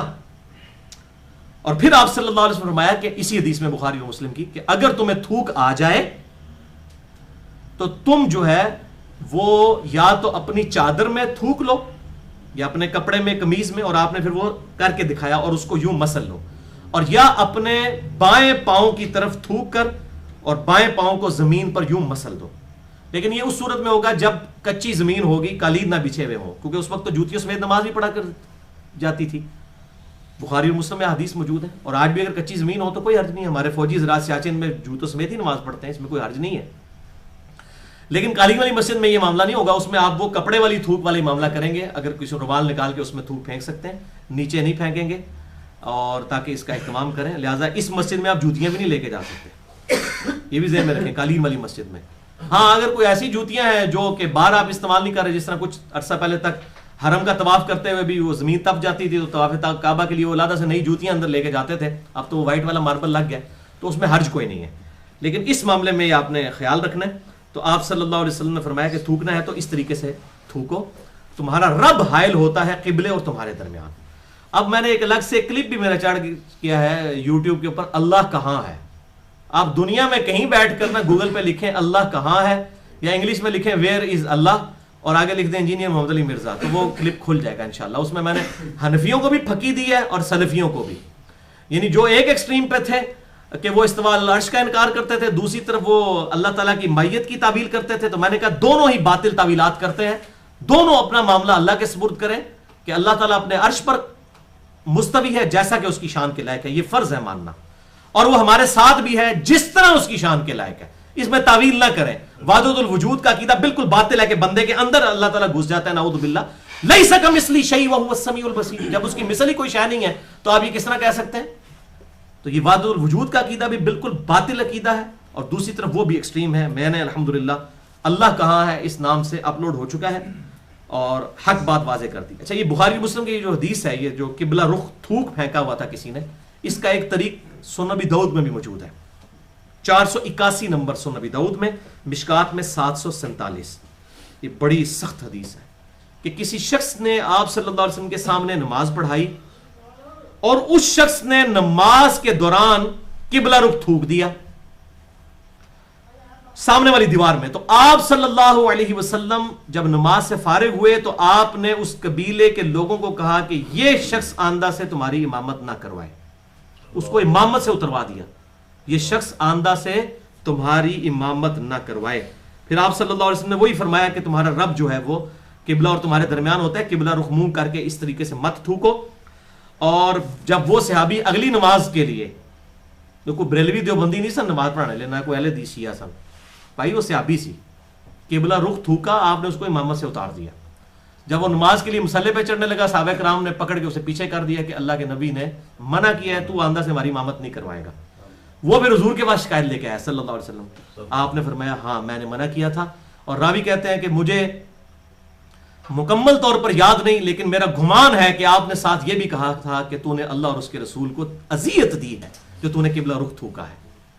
تو اس طریقے سے میں یہ کہوں گا کہ خدا کے لیے بچ جائیں, چاہے آپ اوپن مجمع میں ہوں. اور یہ اکثر لوگ جو ہے وہ میں نے دیکھا ہے, یہ بار پیشاب بھی مرد حضرات کر رہے ہوتے ہیں, عورتیں تو بیچاری نہیں کر سکتی, تو مردوں کو یہ زیادہ بیماری ہے, جدھر منہ ہوتا ہے تو وہ پیشاب کر رہے ہوتے ہیں, اور بعض اوقات وہ قبلہ رخ ہی کر کے پیشاب کر رہے ہوتے ہیں, تھوک پھینکتے ہوئے بھی احتیاط نہیں کرتے ہیں. اچھا, لیکن اگر آپ مطلب آپ کا رخ قبلے کی طرف ہے اور آپ مطلب تھوک پھینکتے وقت اپنے چہرے کو بالکل زمین کی طرف یوں کر لیتے ہیں, اور اس طریقے سے اگر کوئی تھوک پھینک لیتا ہے نا, اس میں کوئی حرج نہیں ہے. وہ جیسے آپ اس طریقے سے, یعنی اب میں نماز پڑھتے ہوئے ایسے کر لیتا ہوں تھوک پھینک کے, پگڑی کے ساتھ یا کسی رومال کے ساتھ یا چادر کے ساتھ, جس طرح آپ نے تعلیم فرمایا بخاری اور مسلم میں, تو یہ جائز ہے. یعنی رخ آپ کا قبلے کی طرف نہیں ہونا چاہیے. تو ٹانگوں کے بارے میں بھی میرا یہی معاملہ ہے, نہ تھوکیں, نہ پیشاب کریں, نہ ٹانگیں کریں. اور یہاں پر آپ دیکھیں یہ بھی مشہور ہے جہاں ہمارے پنجاب کے کلچر کے اندر, وہ کہتے ہیں جی قبلہ رخ اگر کوئی لتا کر کے سوتا ہوئے نا, اگر کوئی قبلہ رخ ٹانگیں کر کے سویا ہو تو اسے جگائیں کہ بھائی اپنی ٹانگیں سمیٹ لو, قبلہ رخو. اور اگر کوئی کتب ال کر کے سوتا ہوئے, کتبی ستارے, تو وہ لتیں ہی وڑ دیو. کتب ستارے کو کتب, وہ غوث کتب ابدال والا بیچارے شاید کو کتب سمجھ رہے ہوتے ہیں, تو اللہ معافی دے, خانہ کعبے کی طرف ہو تو کہتے ہیں اٹھا کے اسے بتائیں, اور اگر کتب کی طرف ہو وہ کہتے ہیں شاید کوئی کسی بزرگ کا مزار ہے وہاں پہ, اور یہ بزرگ بھی سارے انڈیا پاکستان کے اندر اکٹھے ہو گئے ہیں نا. آپ وہاں پر اگر دوسری طرف پہ چلے جائیں تو وہاں تو قبلہ رخ اور بنے گا. ہمارا تو تقریباً مغرب سے جو ہے وہ جنوب کی طرف 12 سے 14 ڈگری بنتا ہے, لیکن اگر آپ مصر والی سائڈ پہ پرلی طرف ملکوں کی طرف جائیں ان کا مشرق کی طرف بنے گا, تو وہ قبلہ ہر جگہ ڈیفرنٹ ہوگا. اور وہاں پر سنت یہ ہوگی کہ آپ شمال کی طرف قطب کی طرف ٹانگیں کر کے سوئیں گے, کیونکہ آپ نے دائیں رخ قبلہ رخ اگر سونا ہے تو چہرہ قبلہ رخ کرنے کے لیے آپ کو ٹانگیں شمال کی طرف کرنی پڑیں گی, آپ اگر قبلے کی پرلی طرف ہیں. پاکستان میں آپ کو ٹانگیں جنوب کی طرف کرنی پڑیں گی, تو تب آپ قبلہ رخ سوئیں گے. تو یہ انڈیا پاکستان کا ہی دین رہ جائے گا. پھر جیڑی وہ بدعت ہوندی ہے نا, وہ جھوٹی ہوندی ہے, وہ علاقائی ہوندی ہے. تو مصر جا کے تھوڑا قطبی ستارے تے پھر لتا کرنا سنت ہو جائے گا. او بھائیو اوتھے پھر قطبی ستارے لتا کرنا ضروری ہو جائے گا. تو یہ بھی ایک پبلک میں مشہور ہے, اس لیے میں نے یہ جعلی بات ایک مشہور تھی وہ بتا دی, اس حوالے سے اصلاح ہو جائے. آخری سوال, آج کا 5واں اور آخری سوال, کیا تلاوت قرآن کے لیے نفلی نمازوں میں مثلاً قیام اللیل, تراویح, قیام رمضان میں مصحف کو ہاتھ میں پکڑ کر تلاوت کی جا سکتی ہے؟ یہ مصحف کہتے ہیں قرآن حکیم جو یہ دو گتوں میں موجود ہے، اسے ہم کہتے ہیں مصحف۔ تو آپ صلی اللہ علیہ وسلم کے مبارک دور میں تو اس طریقے سے یہ مصحف نہیں تھے بہت زیادہ، اکثر صحابہ حافظ تھے یا کچھ کے پاس لکھے ہوئے چمڑے پر، پتوں پر، ہڈیوں پر قرآن حکیم موجود تھا۔ تو یہ مسئلہ صحابہ کے دور میں سامنے، تو یہ بات یاد رکھیں کہ اس میں کوئی شک نہیں ہے کہ صحابہ اکرام علیہم رضوان سے یہ ثابت ہے کہ وہ رمضان کا قیام اللیل ہو یا نفلی نمازیں ہوں، اس میں مصحف کو ہاتھ میں پکڑ کر تلاوت کیا کرتے تھے۔ اس کانٹیکسٹ میں المصنف ابن ابی شیبہ میں جو احادیث اور آثار کا دنیا میں سب سے بڑا مجموعہ ہے، 38,000 احادیث اور آثار صحابہ اور تابعین کے موجود ہیں۔ امام ابن ابی شیبہ المتوفی 235 ہجری جو امام بخاری اور مسلم کے استاد ہیں، انہوں نے یہ نقل فرمایا ہے، اس میں کئی تابعین سے یہ چیزیں موجود ہیں اور صحابہ کرام علیہم رضوان سے بھی موجود ہیں۔ میں 2 موقوفاً روایتیں صحابہ کرام سے بتا دیتا ہوں علیہم رضوان۔ پہلی حدیث صحیح بخاری میں موجود ہے تعلیقاً، انٹرنیشنل نمبر کے مطابق 692 نمبر حدیث کی ہیڈنگ کے اوپر تعلیقاً وہ روایت ہوتی ہے جو آپ صلی اللہ علیہ وسلم کے حوالے سے یا صحابہ کرام کے حوالے سے امام بخاری بغیر سند کے نقل کریں، اس کی سند بیان نہ کریں، چیپٹر کی ہیڈنگ پہ لکھیں۔ بخاری 692 نمبر حدیث کی ہیڈنگ میں انہوں نے یہ روایت لکھی، لیکن اس کی صحیح سند بھی موجود ہے۔ سنن الکبری البیہقی کے اندر جلد 2 صفحہ 253 پر انٹرنیشنل نمبر کے مطابق 3183 نمبر کہ زکوان تابعی جو تھے سیدہ عائشہ کے غلام تھے، اور وہ سیدہ عائشہ کو حجرے میں، ان کے غلام تھے، ظاہر ہے ان کے محرم بھی تھے غلام ہونے کی وجہ سے، وہ ان کو قیام اللیل رمضان کا کروایا کرتے تھے مصحف کو ہاتھ میں پکڑ کر۔ تو سیدہ عائشہ ان کے پیچھے قیام اللیل کرتی تھی، وہ آگے کھڑے ہو جاتے تھے، سیدہ عائشہ پیچھے کھڑے ہو کر قیام اللیل کیا کرتے تھیں، اور وہ زکوان تابعی وہ ہاتھ میں مصحف پڑھ کے، تو سیدہ عائشہ نے بھی اسے انڈورس کر دیا، حدیث موقوف ثابت ہو گئی الحمدللہ۔ دوسری حدیث المصنف ابن ابی شیبہ میں انٹرنیشنل نمبر کے مطابق جلد 2 صفحہ 123 میں 7223 نمبر روایت ہے۔ انس ابن مالک رضی اللہ تعالیٰ عنہ جنہوں نے آپ صلی اللہ علیہ وسلم کو 10 سال تک وضو کروایا، آپ کی وفات کے بعد 82 سال تک زندہ رہے اور 93 ہجری میں بصرہ میں فوت ہوئے۔ انس ابن مالک رضی اللہ تعالیٰ عنہ،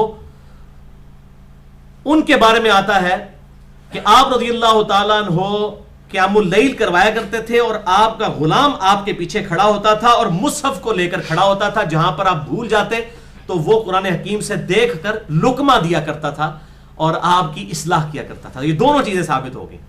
وہاں سیدہ عائشہ پیچھے پڑھ رہی تھیں اور زکوان تابعی آگے تھے، یہاں پر حضرت انس ابن مالک کا غلام پیچھے تھا اور انس ابن مالک پڑھا رہے تھے، یعنی سامع کے لیے بھی ثابت ہو گئی، مقتدی کے لیے بھی اور امام کے لیے بھی۔ تو یہ مصحف تو بہت بڑی چیز ہے۔ آپ صلی اللہ علیہ وسلم تو اپنی نواسی کو اٹھا کر بھی نماز پڑھا کرتے تھے، اور فرض نماز۔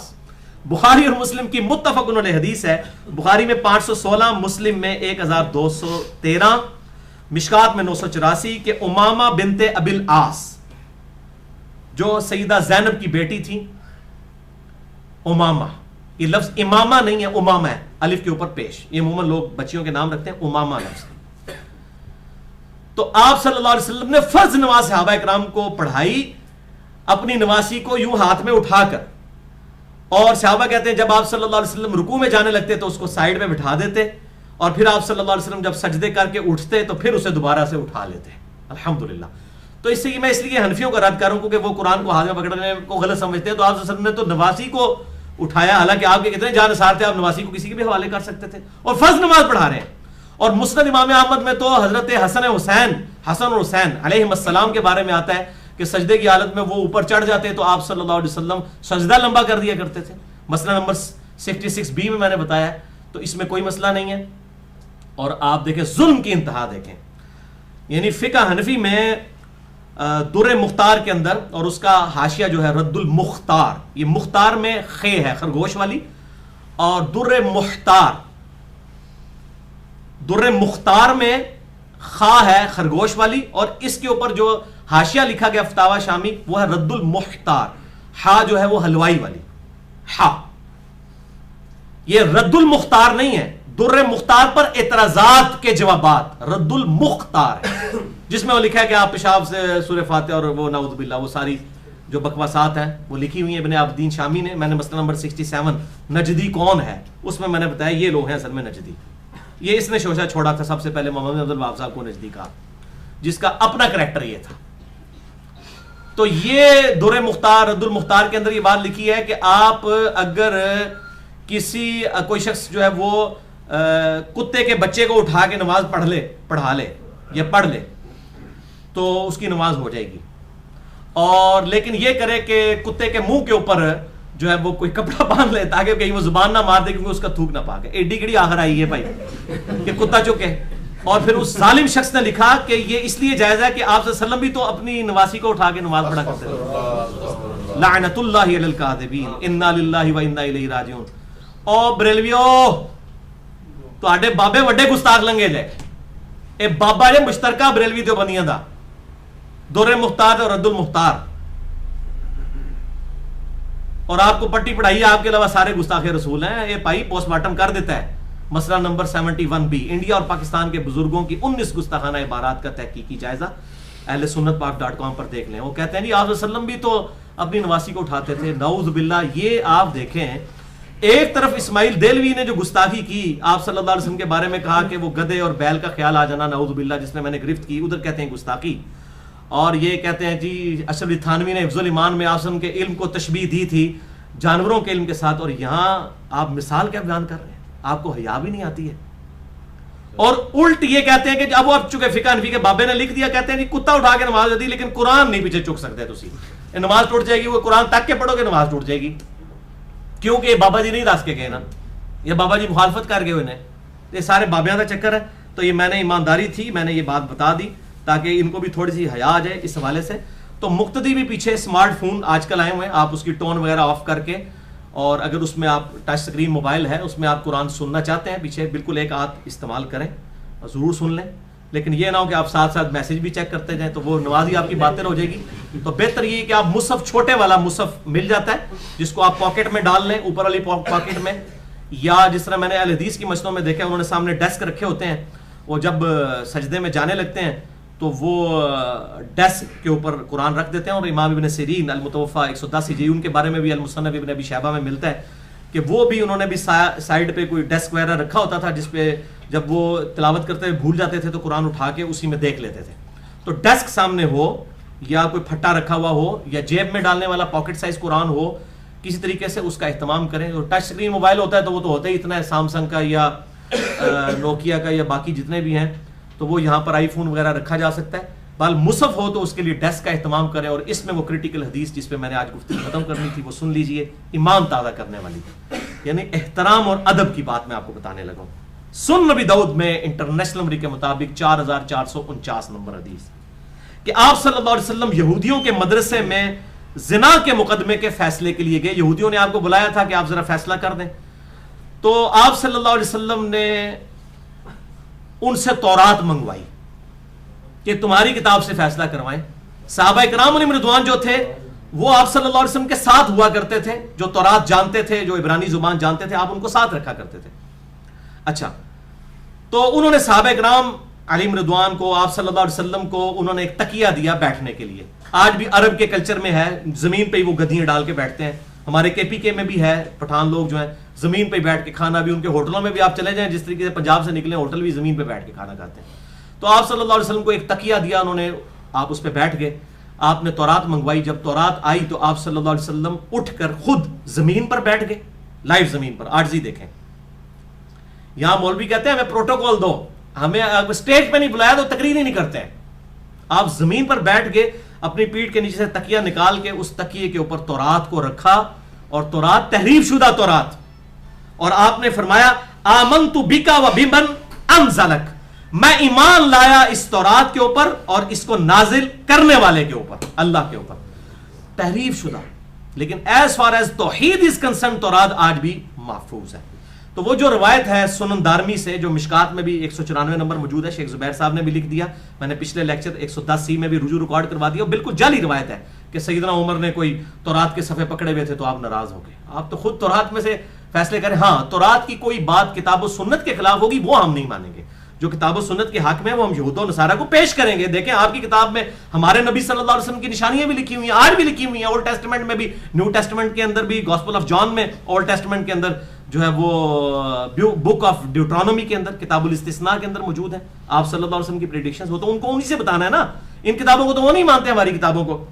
تو آپ صلی اللہ علیہ وسلم نے وہ فیصلہ فرمایا اور آپ نے کتنا احترام کیا کہ اپنی پیٹھ کے نیچے سے وہ نکالی وہ تکیہ، اس پر تو رات کو رکھ کے خود زمین پر بیٹھ گئے. اس لیے دیکھیں ہم نے یہ اتنے مہنگے پلاسٹک کے ڈیسک یہاں پر رکھے ہوئے ہیں تاکہ کوئی شخص قرآن کو اس پہ نہ رکھے. اور اس سے یہ بھی بات پتہ چلی ہماری یہ گھروں میں بڑی بوڑھیاں جو ہیں وہ عموماً تکیے کے اوپر رکھ کے قرآن پڑھ رہی ہوتی ہیں، اور پھر وہ جب قرآن پڑھتی ہیں کوئی بیچارہ تکیے پہ بیٹھنے لگے تو اس کو تکیے پہ بیٹھنے نہیں دیتی، وہ کہتی ہیں اس پہ قرآن رکھا ہوا ہے. تو یہ ان کی اپنی پیار محبت ہے، ہم کو فتویٰ نہیں لگاتے، لیکن مسئلہ کوئی نہیں ہے. یہاں پر دیکھ لیں آپ صلی اللہ علیہ وسلم خود اس پہ بیٹھ چکے ہوئے تھے، اس کے باوجود آپ صلی اللہ علیہ وسلم نے کوئی نیا تکیہ نہیں منگوایا کہ اس کے اوپر آپ میں نے رکھنا، چونکہ میں بیٹھ چکا ہوں ابھی میری بیٹھنے والی چیز ہے. تو اس میں اہتمام یہی کرنا چاہیے، کوئی ڈیسک ہو، کوئی تکیہ ہو، کوئی پھٹا سامنے ہو جس پہ آپ اہتمام کریں. جب بھی آپ قیام اللیل میں پیچھے سنتے ہیں تو اس میں آپ اس چیز کا اہتمام کر لیا کریں. تو ہمارے الحمدللہ آج کے یہ سوالات مکمل ہوئے. انشاءاللہ تعالی زندگی رہی تو اگلی دفعہ انشاءاللہ نیکسٹ نشست کریں گے. اللہ تعالیٰ سے دعا ہے جو حق بات میں نے کہی اللہ تعالیٰ ہمارے دلوں میں راسخ فرمائے. اگر جذبات میں میرے منہ سے کوئی غلط بات نکل گئی تو اللہ تعالیٰ ہمارے دلوں سے معاف کر دے. ہمیں کتاب و سنت کی تعلیمات پر عمل کر کے دوسرے بھائیوں تک پہنچانے کی توفیق عطا فرمائے. سبحانک اللہم و بحمدک اشہد ان لا الہ الا انت استغفرک و اتوب الیک وما علینا الا البلاغ المبین.